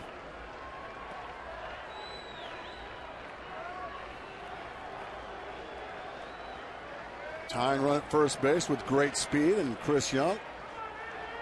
Miguel Montero. He have 86 RBIs this year. Oh, he got a fastball in the middle of the plate and spun out of there, just pulled off of it a little bit. And when Miguel's good, it's when he's going back up the middle. Watch that front shoulder spin off of it. That's why he didn't get the result he wanted. Miguel likes to use the big part of the ballpark. That's when he's going really good, when he's driving the ball in the gaps. You see the big gap he's got out there in right center field. That's big league illustrating right there, Darren. The 1-2. Swing and a miss, Montero. Don't hurt yourself. There you go. He was going to break. He has told Gracie and I several times, I'm going to break my bat on my leg. I was so upset. He wanted to do it again. Don Mattingly looks to me like he's going to take Dana Evelyn out of the ball game. And this is shocking to me. Absolutely shocking to me. We saw it happen in Los Angeles, and it burned the Dodgers. Holy Moses. I guess Dana Evelyn was just doing too good. Wow, Dana Evelyn done.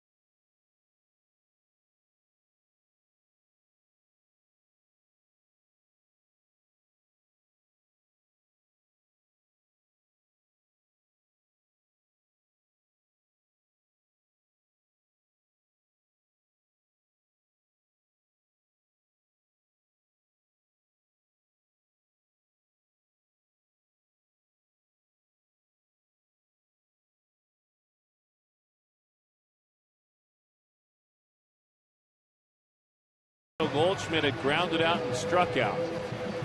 And Evelyn had just made some big-time pitches. Josh Lindblom goes to work. The busy right-hander. He has done great work. 2.86 ERA. Opponents hitting .213 against him. Now, 5 of the 12 runners he has inherited have scored, so a fairly high total for Lindblom. But for Josh, you get to this point, look at the outs and the scoreboards, and you're willing to do whatever you have to do to trade runners for outs here.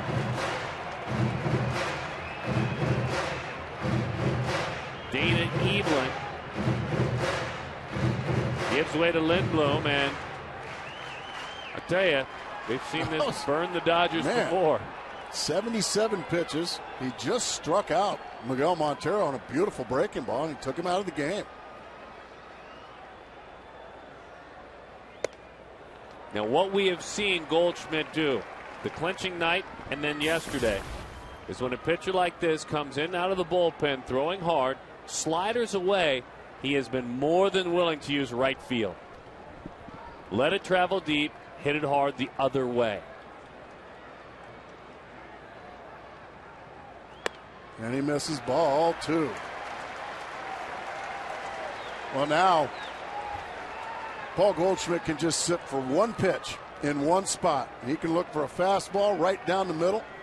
And if he gets it, he can try to hit the scoreboard. I mean, swing it with bad intentions.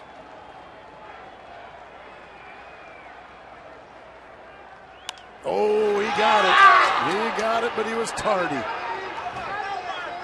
Those are those pitches you live for right there, folks. Those 2-0 fastballs right down the middle with the bases loaded. Oh, baby. He was just a little tardy with it. But he might talk him into throwing one more. Let's see if he comes back with another fastball. He did, and he missed with it. Now, Paul Goldschmidt can do the exact same thing. One pitch in one spot, and if you get it, swing it with bad intentions.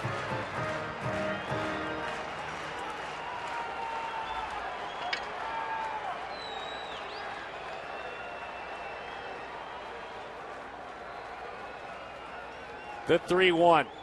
Oh, he got another one right down Broadway, and he fouled it back.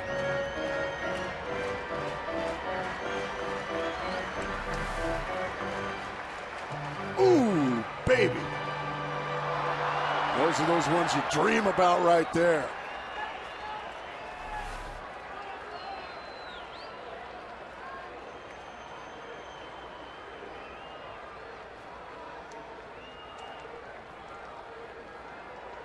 The 3-2 pitch. Runners go. Fastball blew it right by him. I mean, just blew it right by him. Goldschmidt, he lost that battle to the hard-throwing Lindblom. And that time, the skipper, Don Mattingly, he clearly made the right decision.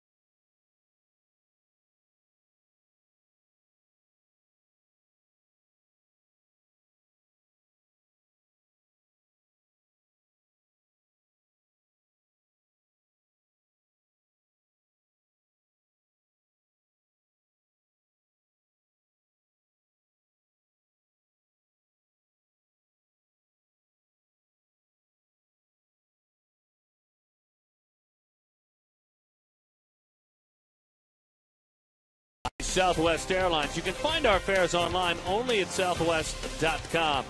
Valley Lexus dealers, they invite you to test drive a luxurious Lexus automobile today. For more information, visit lexus.com. CenturyLink. Quest is now CenturyLink.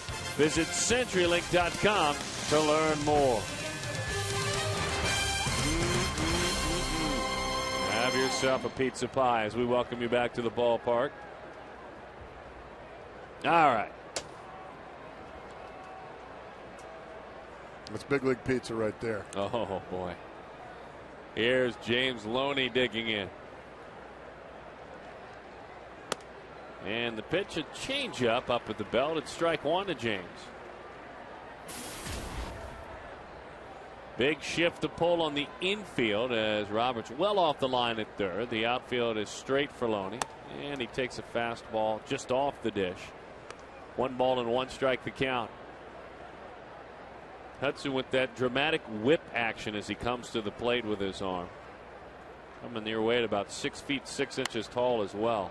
Well, what a Groundhog Day game this is for Daniel Hudson. His last Dodger start, same thing. Gave up 2 runs in the first inning and then just was a runaway locomotive after that. Nothing.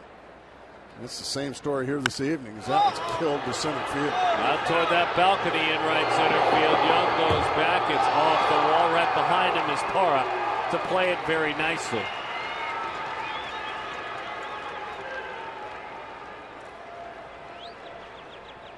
Now, if Loney starts hitting you doubles at 30, 35, 40, then the homers, you don't worry about it. He's now looking to drive the ball.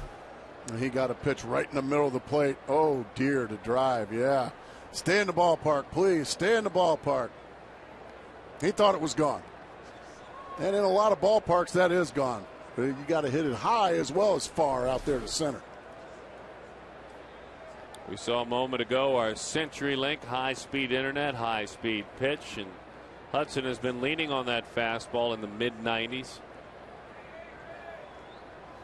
Evelyn had a great outing, didn't have to do it with nearly the velocity. Miles takes it with him. Daniel, nice play. Very nice play. Nice play there by Miles, too. Unselfishly bunting the runner over. Catcher A.J. Ellis. Good athletic play there from Daniel Hudson.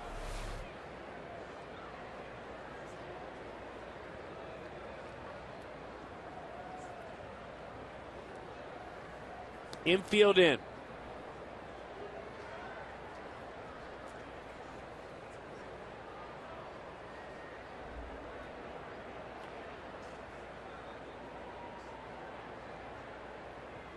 Good slider to start him.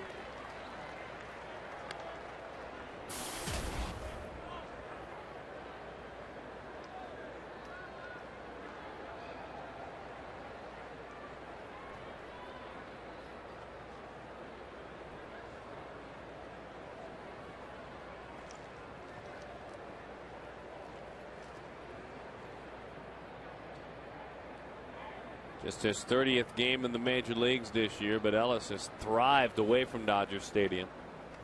Hit him square in that looked like shoulder or back area. Right in the ribs. I mean, you'll lose your breath on that one.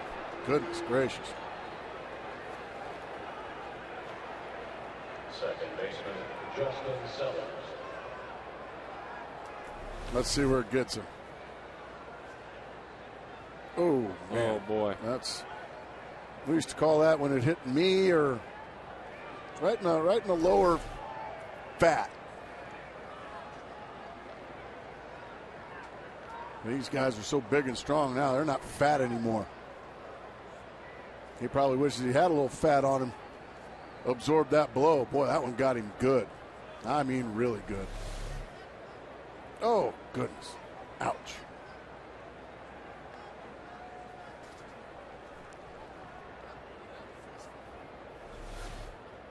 Here's Justin Sellers.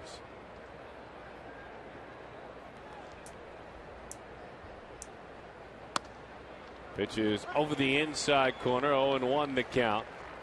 Some interesting news trickling out of Chicago, where it looks like Ozzie Guillen, by the way, is done in Chicago and will be traded to the Florida Marlins. You can trade a manager? Yes, you can.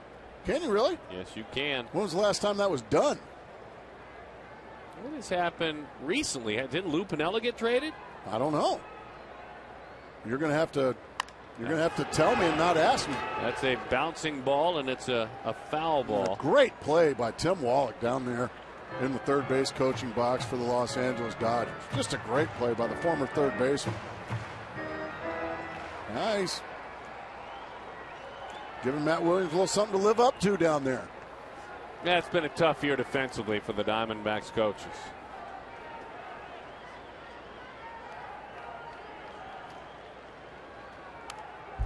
Back to the screen it goes.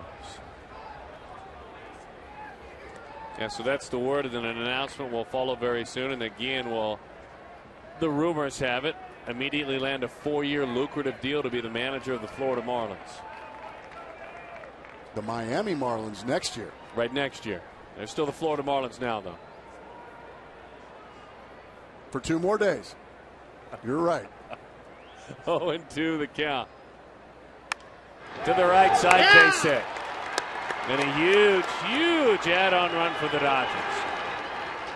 And you got to give Sellers credit. Just putting it in play. Got a fastball in the middle of the plate. Daniel Hudson couldn't put him away. And the Dodgers tack on a big add-on run to Daniel Hudson. Just swat it through the right side. Beautiful hitting there.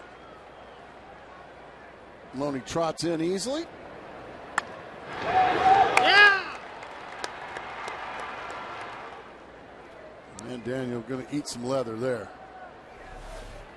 To finish the thought and answer your question, when Lou Piniella left to go from Seattle to Tampa, compensation was there like was a draft pick or something? a player that was sent back the other way in compensation. Randy Wynn was sent back. Really? In the hiring of Lou Piniella. Compensation. Yeah. Swing and a miss, 1-1. And Randy Wynn was traded to the Mariners as compensation for a meaningless piece, an infield prospect, to compensate Piniella being relieved and free to flee and pursue the job. Interesting. Ricky Nolasco for Ozzie Guillen. I don't think so. Maybe Logan Morrison. That's the rumor that's been floating around. Logan Morrison to the White Sox for Ozzie Guillen. That's the rumor that has been floating around. Logan Morrison's pretty good. He's persona non grata in Florida, though. You don't like him? No. How come? All sorts of problems. A lot of them revolve around his internet usage and Twitter and burying the organization on computers. Pitches outside. 3-1 the count. But Is he he is really? a good ball player. He's saying bad things on Twitter about his organization? Organization, teammates, he's fallen out of favor there. But it always Somebody ought to knock him right in the nose. Well, it seems to happen a lot. It's a common theme in Florida, unfortunately. So maybe it's not always the players. Diving attempt there. The play is made, and that'll be a double play. But a huge add-on run. Tony Gwynn is erased. 4-0. The Dodgers lead the Diamondbacks with Pittsburgh on top of Milwaukee right now.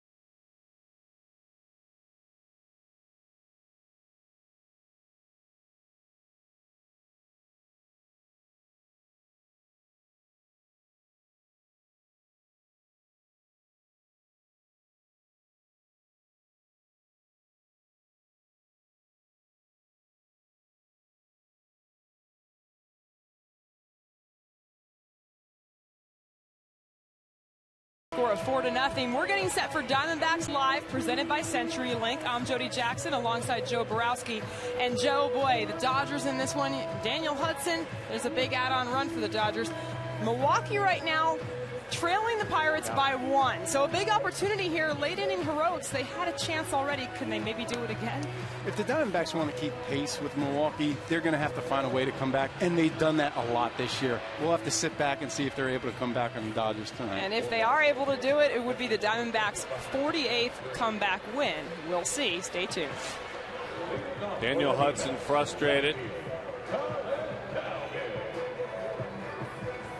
Angry with his effort tonight. We know about the fire that burns within that young man.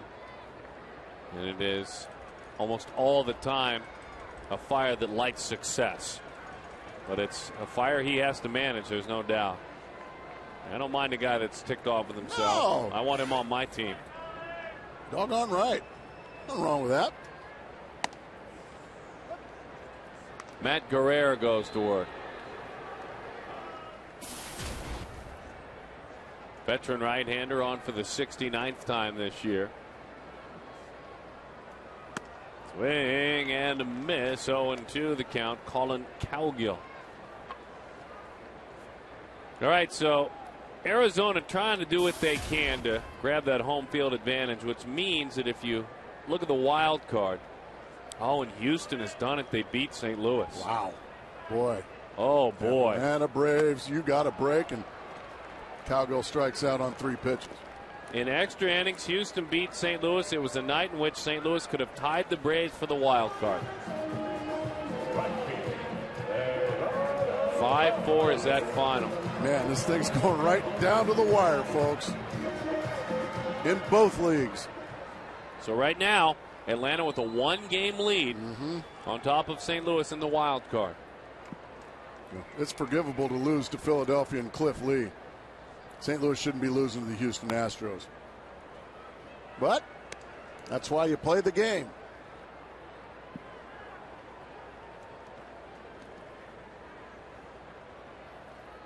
Gerardo Parra. He takes a pitch that is low. 2-0 the count. So should Arizona earn that home field advantage? Should they tie the Milwaukee Brewers somehow? Even if it happens in the next couple of games. Shot. Oh, my goodness. Right to Loney. In one of those nights, when you hit it soft, somebody's there. When you hit it hard, somebody's there.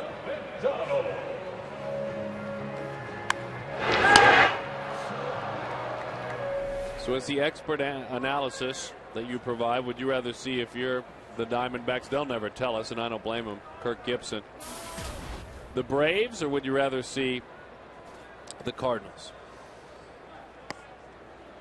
Man. I mean, they're two very different teams. Cardinals have a very potent offense, not much bullpen. Whereas the Braves, not a very potent offense, a terrific bullpen. They're both about the same as far as starters. You're not going to have Tommy Hanson for the Atlanta Braves. Jair Jurgens is still dinged up. So, and you got a red-hot Cardinal team. Albert Pujols he's a guy that can carry a team for a 5-game series. Absolutely. I've seen it. That's why they've been champions. Another awkward dig over there by Loney, but a dig that works.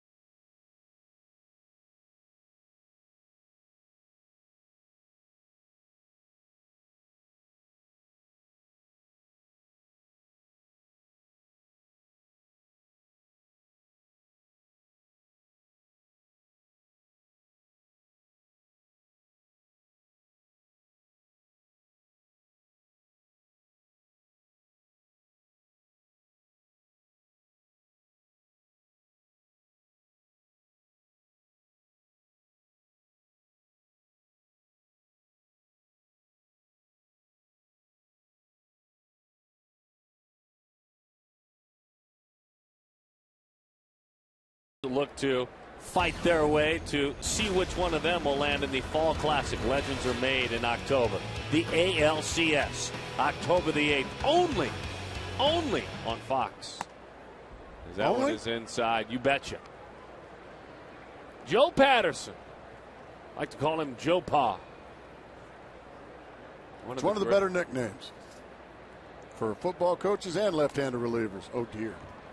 He just ate up D. Gordon with a fastball in there. It's fun interviewing Joe the other night. And again, he's ever so humble, the young man out of Oregon State. But it isn't it interesting that he got some big outs. He was part of a champagne dumping situation, having a lot of fun against a team that deemed him expendable, the San Francisco Giants. Should have been a Giants minor leaguer most of the year. Well, is the Rule 5, Darren, I'm not going to sit here and pretend I know a lot about it. I know the basic rules, but is that a team basically giving up on you, or is that basically a team that wants you like Kevin Towers and the Diamondbacks did? It's a little bit of both. You take a risk or a gamble when you have a player that's been in your organization for that 4th year. Right. That you don't put them on the 40-man roster. Once they go through that 4th completed season, if you don't put them on the 40-man, they are all available, the whole pool available. But if you take them in the Major League Rule 5, they have to stay in the major leagues. All season. All season long, or they have to be offered back. Now, it's not a huge financial commitment. I mean, obviously, in real life it is, but not in professional sports. It's a $50,000 commitment that Towers and his bosses made to bring Joe Patterson over. But after 4 years in the Giants system and pitching well enough, it's not as if he struggled, but they did not put him on the Major League roster. Kirk Gibson, Kevin Towers, they liked him, and they're glad they did. He came on, he did his job. He got the left-hander out. From one side wheeler from the left side, another side wheeler from the right side. Called the bullpen. Need to pitch. That's exactly right. And we got 2012 season tickets on.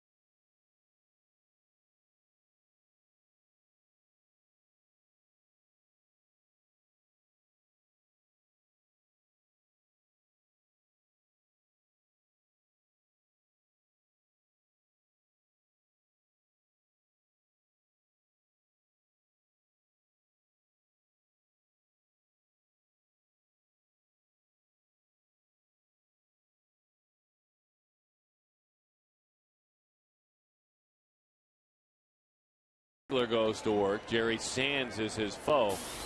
And Ziegler has been nothing short of special. Terrific. He has been acquired. Brandon Allen, Jordan Norberto went to the A's, and Ziegler had maybe 2 speed bumps in the road maximum. And ever since then, he's just been a lockdown relief pitcher. Look at the job with inherited runners he's done. As that pitch is outside, 1-0 the count.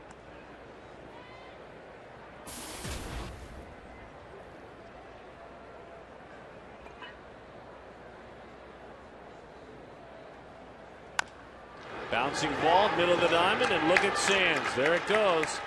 Into center field, and for Jerry Sands, that is a 14-game hitting streak. Center fielder, 14-gamer. Not bad. Not bad at all, Mr. Sands. This guy wasn't bad at all in the first inning either. Boom. Way out of here. Look out on the walkway.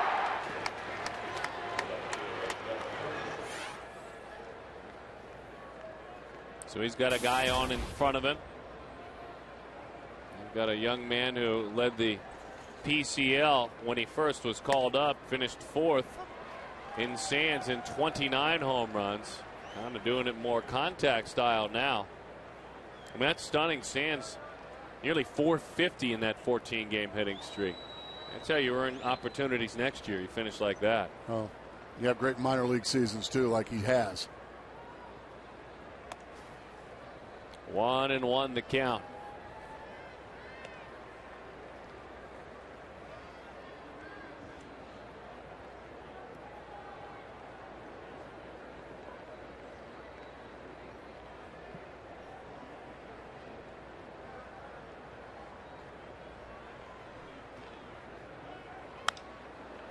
High pop-up. That was that sweeping breaking ball.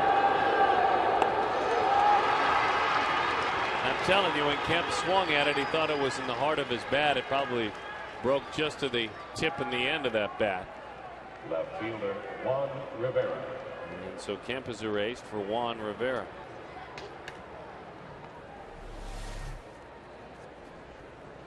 Right off the end of the bat it goes. And an easy out, which is rare. Off the bat of Matt Kemp. He saw it so good coming in, you know. He thought he was right on that one.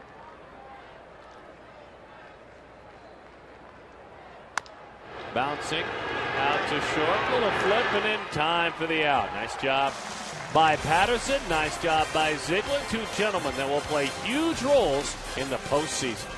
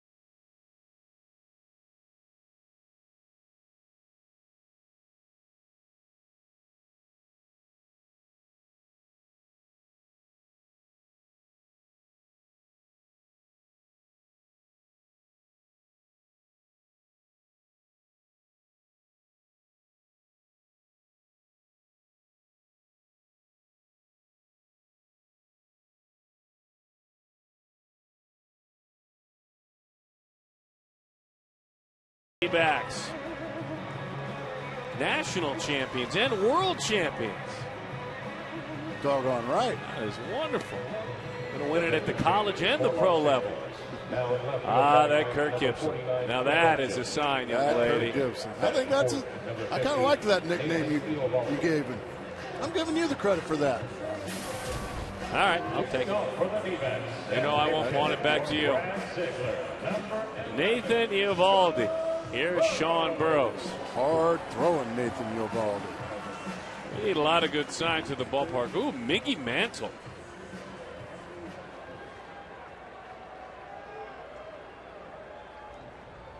See him out at Toots Shores, just having a good time.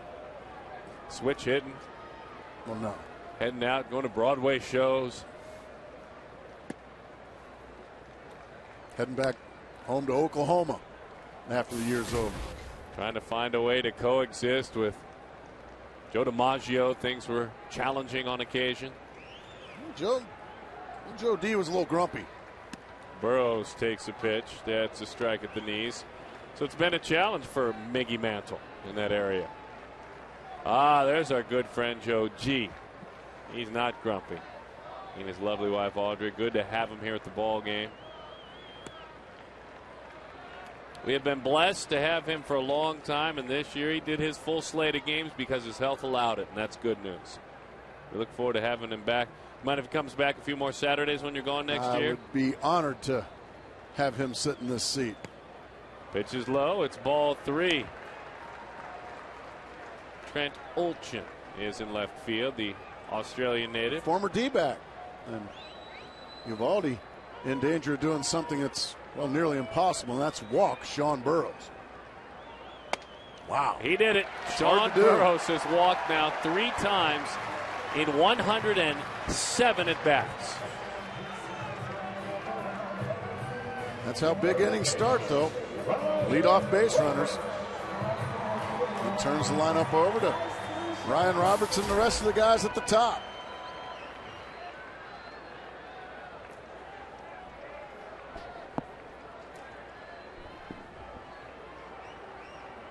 Willie Bloomquist is ready.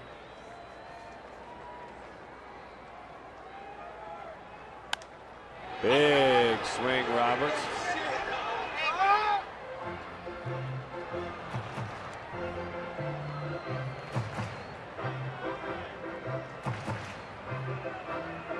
Don't forget, we'll see you at Chase Field in the postseason. Stick tight. We'll figure out exactly when it'll be. We're all waiting with you, by the way, and where it will be. You could be picking up tickets for Saturday and Sunday. Games 1 and 2 of the division series. That one is outside.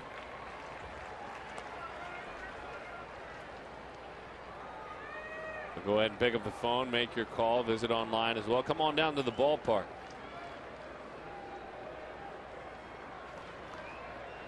Same atmosphere we saw reunion weekend, clinch weekend. Broken bat. They got Burroughs, and that's all they will get. Sean slides and bangs in there to Sellers.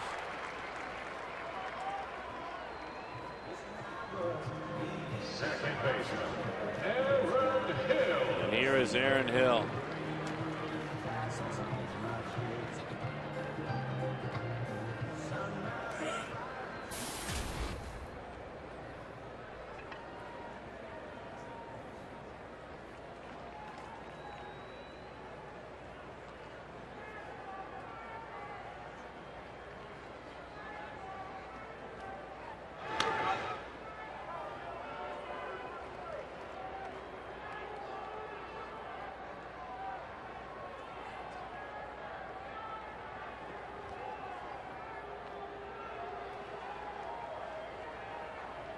Aaron loads up that back leg. He is a rare offer. Thus far, it's in 3 at-bats. Fastball poured it in there. It's a all ball outside. 1-0 the count.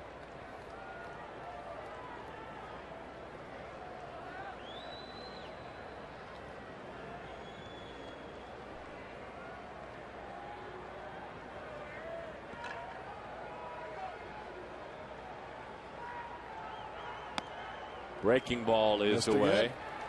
2-0 the count.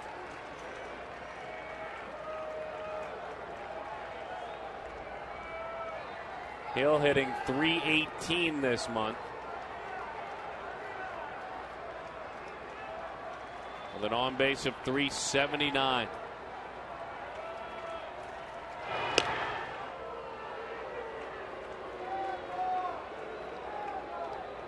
Stands about 5 feet 10 inches tall. Still in his 20s, 29 years old. Ball 3.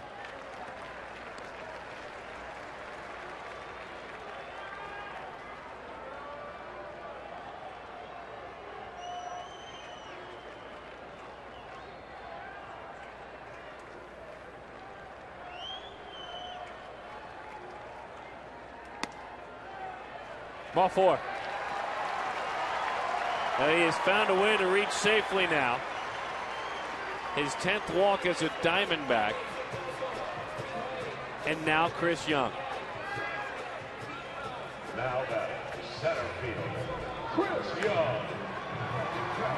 2 for 3 tonight for Young.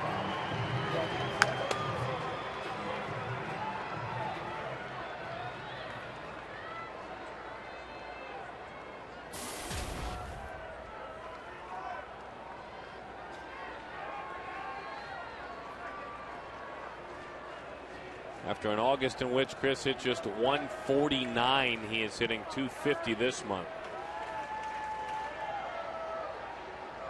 As we mentioned, he's walked a ton every month. In. 1-0 the count.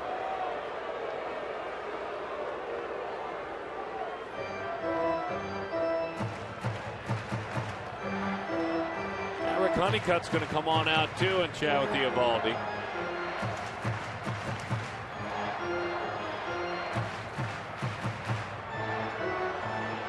Well, that gives me time to tell you all about this, folks. Be here this Wednesday as the NL West champion Diamondbacks take on the Los Angeles Dodgers in the final game of the regular season. It's Fandemonium presented by Fry's, which means fans can win great prizes all game long.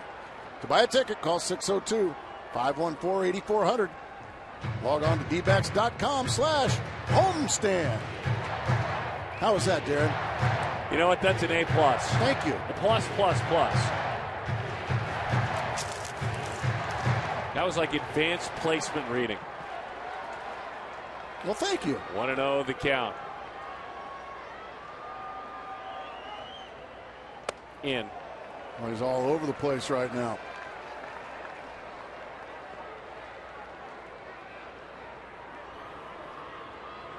Scott Elbert, the ever-developing, hard-throwing left-hander. There you heard it. He throws very hard. You're right. The 2-0. Low. Tried to throw a slider there. Just looking for a way to get something over the plate. And he missed badly with it. You know this season, no one can hunt out a walk better than Chris Young. He hasn't hit the way he wants, so if you lead him down that path, he is glad to go with you. Absolutely he is. Yep. All four. No problem. He is on. He won't be overly aggressive. Well, he's going to have, I think Don Mattingly's going to have to come get the youngster, sure. The #1 RBI man amongst catchers in all of baseball is ready to hit. And he's got a chance to tie this baseball game up. Miguel Montero is #1. When we come back, Miguel is called upon. The Dodgers and Don Mattingly make a call to the bullpen. He will face Elbert.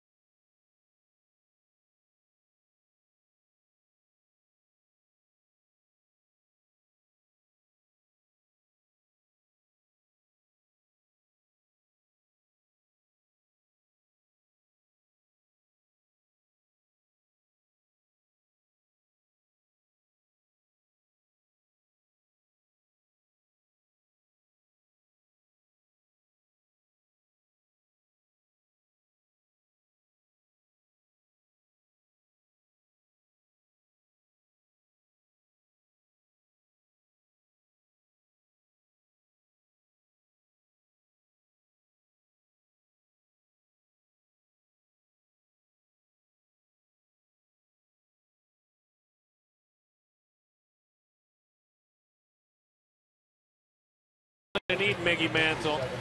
That is a high praise with regard to fun little nicknames, but here's the bottom line. Victor Martinez of the Tigers rarely catches anymore. He's a DH. Scott Elbert is about to face the best run-producing catcher, the man who catches for a living, not DHs for a living, in Miguel Montero. He's #1 in the game this year. And he has got a boatload of opportunity out there waiting on him. Second straight at bat now. Miguel Montero has hit with the bases loaded. He struck out against Dana Evelyn last time. Let's see what he can do here. Ball one. Very close pitch. Miguel, 7 of his last 24. That's a 292 clip against left-handed pitching.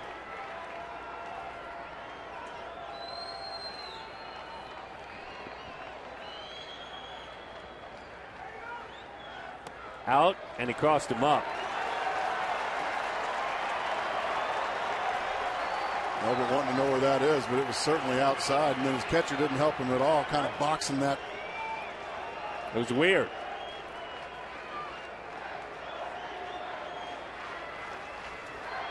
Many would say the co-MVP of these Arizona Diamondbacks right here in Montero.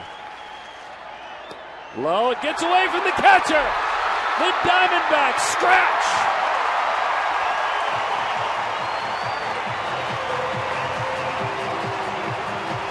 It also takes you out of any double play possibility.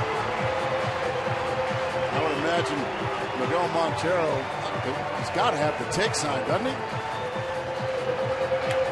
But then again, every time I think a Diamondback has the take sign, they take a whack at something, but looks like Ellis having trouble picking up anything Elbert's throwing. Goldschmidt on deck. Albert all over the place. You would think he would have the take sign. Nope. Nope. There was nothing even close to a strike.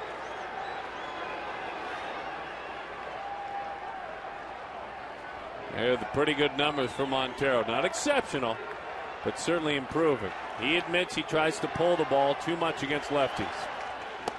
Like that. Ball 4 there. Yeah, he's just trying to do way too much, trying to hit a home run instead of just trying to hit the ball. What you need is contact.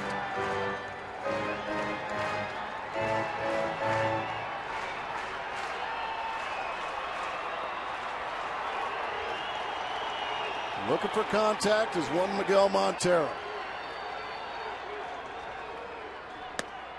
Wow. Just off the plate. You're not going to get that call when you've thrown it all over the batter's box. I would imagine now Albert probably going to be replaced here as well. Don Mattingly heading out to the mound again. He's seen 4 base on balls here in this inning. 4. Cole Gillespie.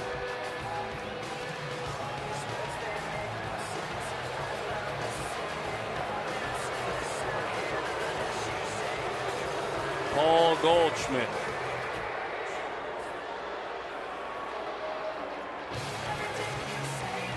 Mattingly continues the conversation on the mound with Albert.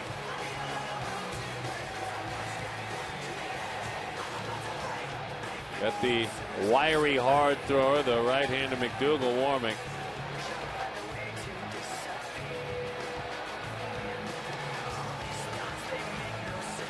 Now going to go out and see if Mattingly wants to make a change. He has bought some time, and because he's given him plenty of time to get his right-hander ready.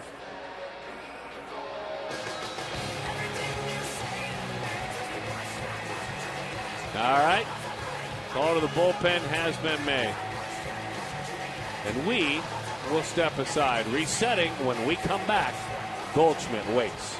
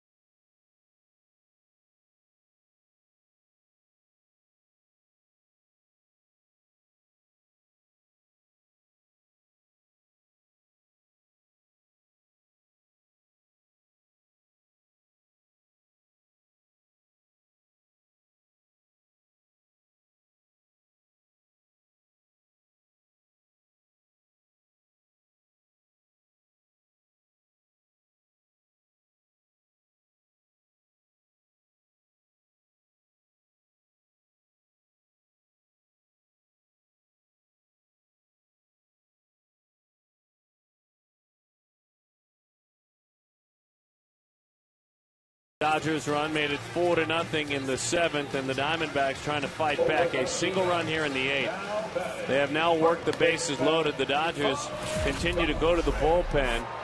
Friday, Paul Goldschmidt, the decisive hit against Sergio Romo on the clinch night, as the Diamondbacks were victorious and won the National League Western Division.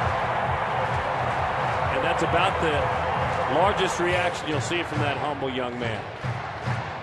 We have seen again, and I'll say it again, in these situations, Goldschmidt showing a lot of comfort using the big part of the ballpark, and dare I say even the right field line. I mean, he'll let it wait that long on breaking balls. And so McDougal does throw hard, but he's got a slider, and you've got to, again, look for that kind of result. And he can get wild. And he's fought wildness his whole career. Dana Evelyn was very good. If you've just flipped over and turned us on, Dana Evelyn was very good tonight, but he was taken out after 5 1/3. Really quality innings. 5 2/3, check that. Eovaldi, Albert, McDougal, all in this inning. Fastball out. As you said, he can get wild. Paul. And this is where the fans need to start getting really loud. I would agree. Try to get in the heads of the pitcher. 4 walks in this inning.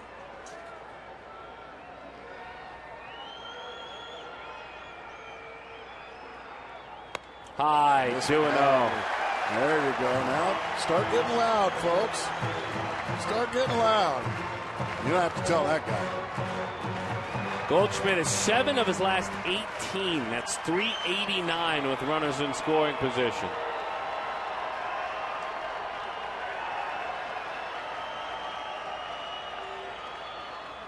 Right there. Taken all the way.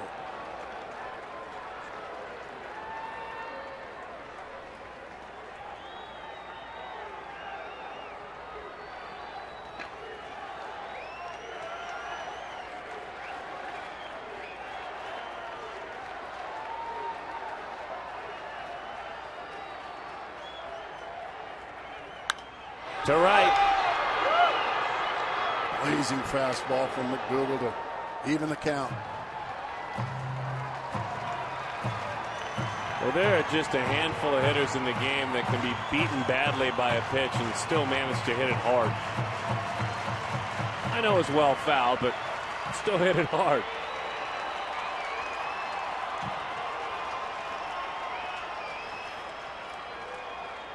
Very deliberate, almost stiff approach of Goldschmidt.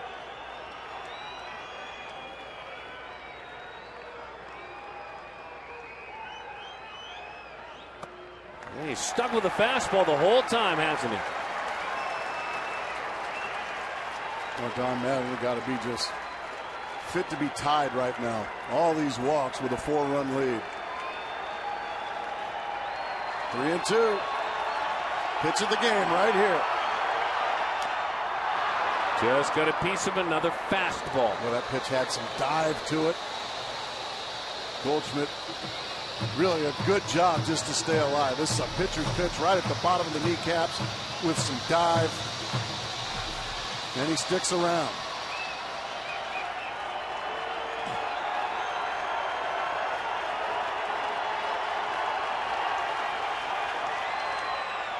Got him. Fastball away, blew him away. He has struck out 3 times tonight. Now Colin Cowgill, an opportunity. Boy, what a big pitch. What a big pitch. All fastballs. All fastballs. And Goldschmidt was tardy on every one of them. It almost looked like he told himself, I'll get a slider at some point and I'll hurt it. He never did. I just have trouble, and I'm not saying that's what he was doing, but No. I would have trouble sitting slider on a guy throwing 97 miles an hour. Here is Jeff Blum.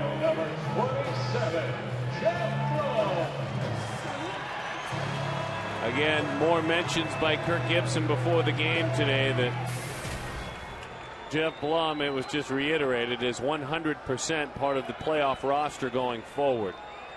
These are the situations where Blum will be called upon. Late game pinch hit, hard thrower in the playoffs, and a chance to deliver.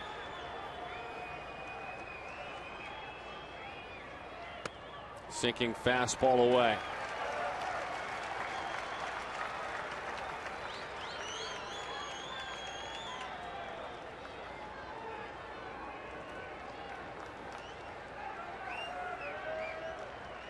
Legendary White Sox World Series home run in 2005 for Blum as they won it. In 2-0 the count.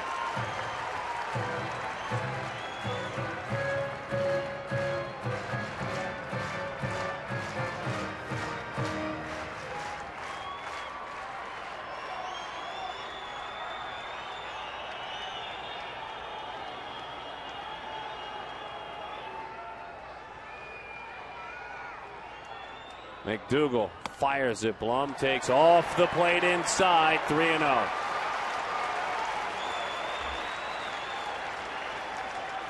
Blum, as a matter of fact, in 05, when he delivered the late game home run for the Chicago White Sox, they eventually went on to win that World Series. That was his only at bat in the World Series. His only at bat tonight, not even an official at bat, but it's an RBI.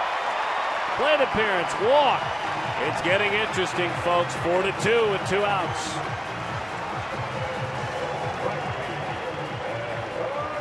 Five walks in the inning.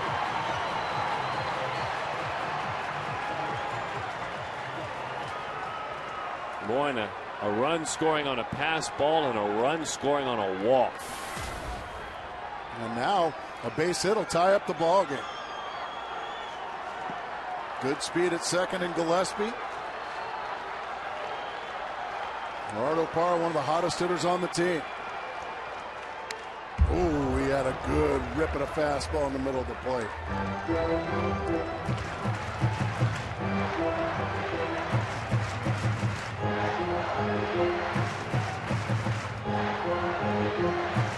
.343 in June, 286 in July. 313 in August, and over 300 here in September. Matt Williams keeps an eye on the runners at second and third. Swing and a miss. 0-2. 7 miles an hour. Well, now he has to ask himself, do I stay with the gas or do I go with that slider? The thing is, he has not thrown a slider yet. Not one. Not one. I'm not throwing it. I'm staying with the fastball if I'm McDougal. However, Gerardo Parra is a very good fastball hitter.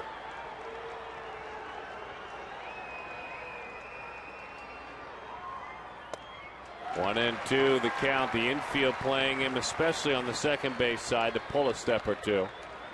The outfield plays Parra a bit the other way. He can pull the ball into the gap, which is a tall task. He'll be able to clear him. In right center field, that is.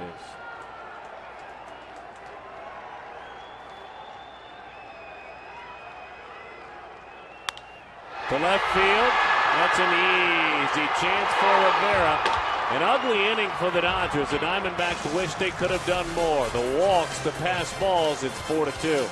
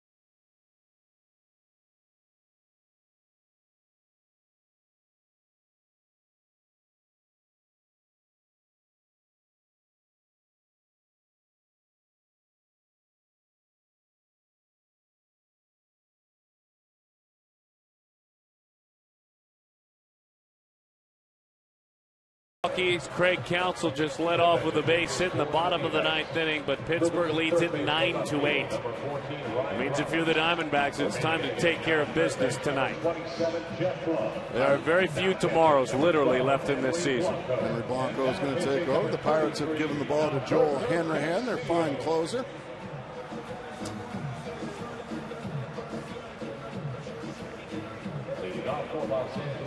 Jeff Blum is at third base. Ryan Roberts is in left field. Well, it's been a while since we've seen him play left field, but he's out there. And again, if you're just joining us, Justin Upton was in the starting lineup initially. Remember, he was hit under the bill of the helmet yesterday. Became nauseous when he went down the end of the dugout.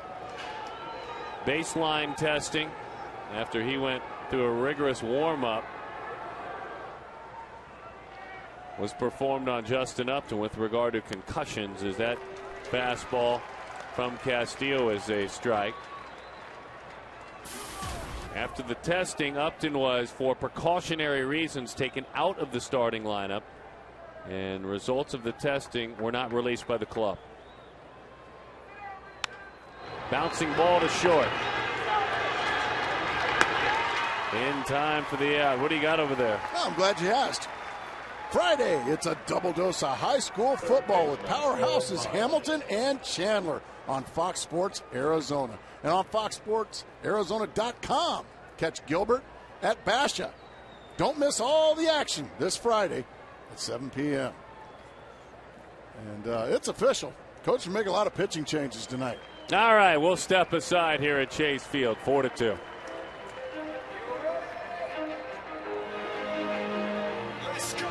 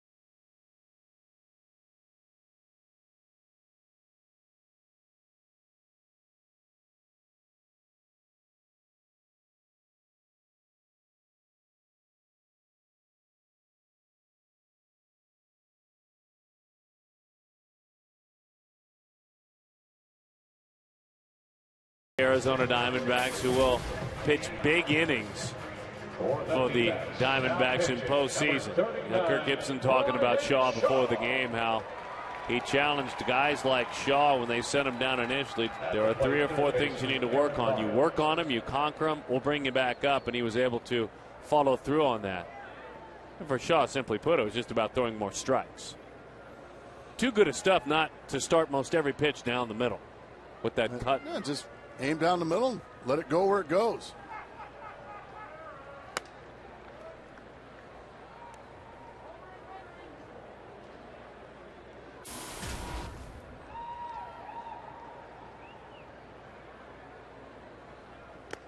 That got him in the kneecap. So he is on.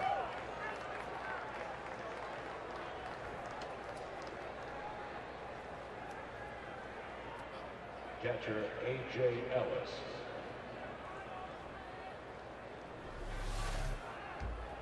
There you go. I guess if we're going to get hit like that. Just get grazed.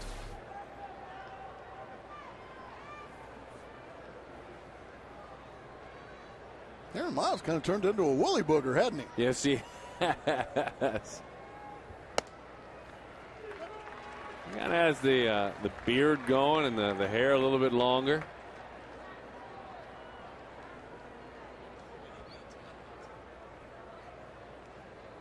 Kind of has a bit of a Todd Helton look going. Really? There. Yeah. A little mountain manish, huh? Yeah, it's just very, well, not Los Angeles. The 0-1. Just off the end of the bat.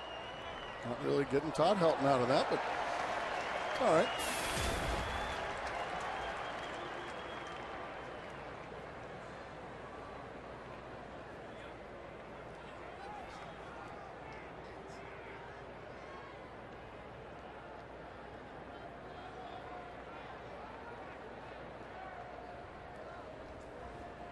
Oh, and 2 the count. To the right side, up and into the seats. Meantime, in Milwaukee, Wisconsin, the tying run at third for the Brewers. A hot shot, middle of the diamond, infield in, easily out. Gomez at the plate, nowhere close. 2 outs now. 2 outs now. Pittsburgh still leads it, bottom of the ninth. Diamondbacks with a big ninth inning could tie it up. Just missed the inside corner. 1 and 2 the count. A.J. Ellis.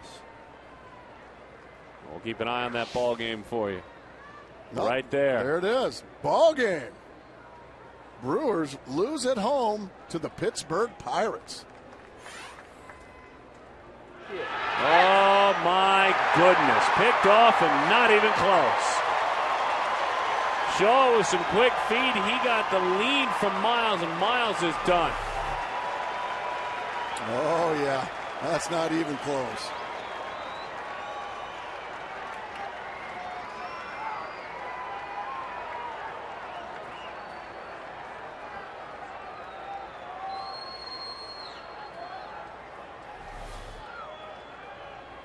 Breaking ball bounced foul.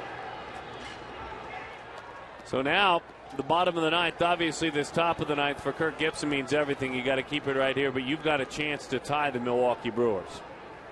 And you've got 3 outs to work with, and you have to work with them in the bottom of the ninth inning. Only 2 more tomorrows we can talk about, just 2. And if you missed it earlier, Philadelphia beat Atlanta 4-2. But on the other end of the stick, Houston beat St. Louis 5-4. So Atlanta is still clinging to a 1-game lead in the wild card. That young man, Jared Parker, makes his Major League debut tomorrow. Ground ball, gobbled up, on across. All right, to the bottom of the ninth we go. A chance to make it a moving day if you can pull it out.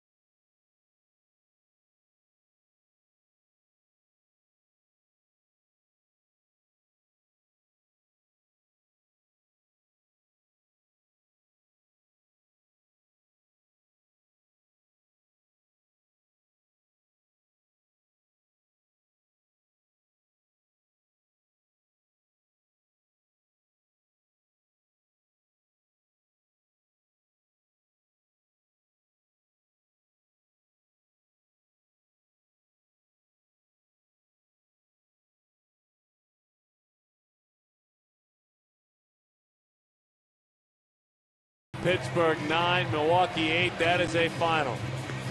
All right, guys, time to pack up. Family's moving.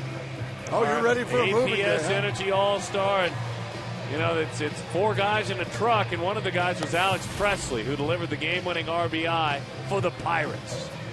He is the APS Energy All-Star. Javi Guerra goes to work. He has saved 20 of 21. How about that? For a guy that kind of came from outside of many radar screens to do fabulous work for the Dodgers.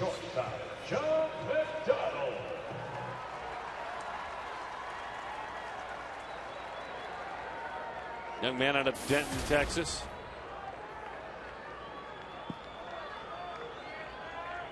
Not overwhelming with regard to strikeouts. And away he goes. McDonald nearly wears it. 1-0 the count.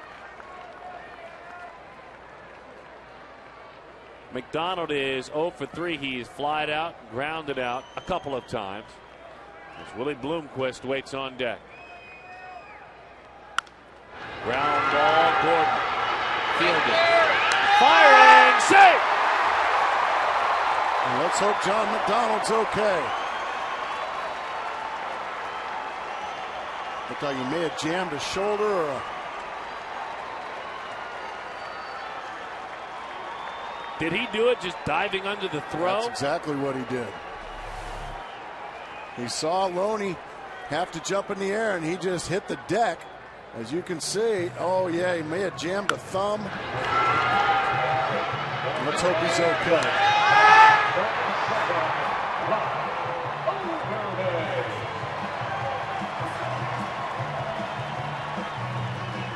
He's staying in the game. His legs are fine. You just hope he didn't break a thumb or a finger or a wrist or maybe jam a shoulder.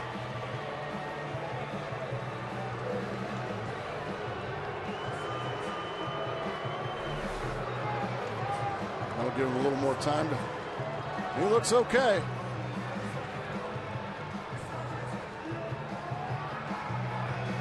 He's not about to come out of this ball game. He's waited too many years to being meaningful. Look at the elbows all scraped up and That's up. a ball player right there. Got some blood. Got a little blood. Spit on it. Just spit on it. It'll feel better. Gnarled up knuckles. Yeah. He's ready to go. Just throw a little spit on there. It'll be just fine.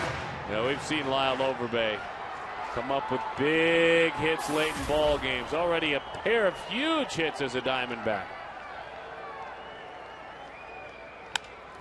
That one no hit hard. Could be two. Bobble bangs into him. And there's an out. Well, he's saying that he was taking it out of his glove. Well, Johnny Mack, all kind of contact out there. Let's see what happens. It's a routine double play. Oh, that's not a good call at all. He's safe. That is not a good call at all. I guess he's saying there's a tag there. He didn't have the ball to tag him. Well, I think he did. I think he did have the ball. He doesn't have it there. Now he's got it. He's got the ball. But never touched it. At what point did he touch it? Let's see here if he touches him. Okay, he's got Ball's the ball. in his Ball's hand. in his glove. And he's just saying with the contact there, he's out.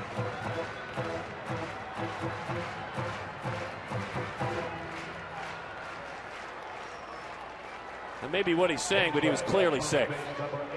He was nowhere near out. That was the wrong call.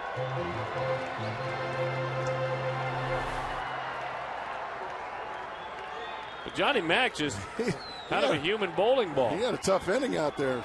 Thankfully, he's okay. Drops down a bunt. Well, Ryan Roberts is a tying run with 18 home runs. Go ahead and try and drive it out of here, Rhino. Second baseman, Aaron Hill.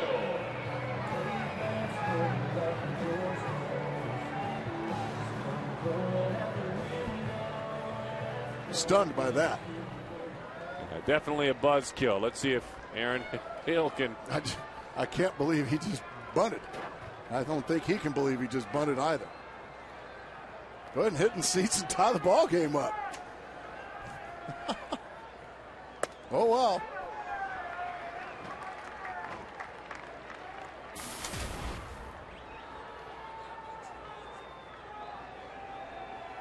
Good to see Justin Upton at least campaigning.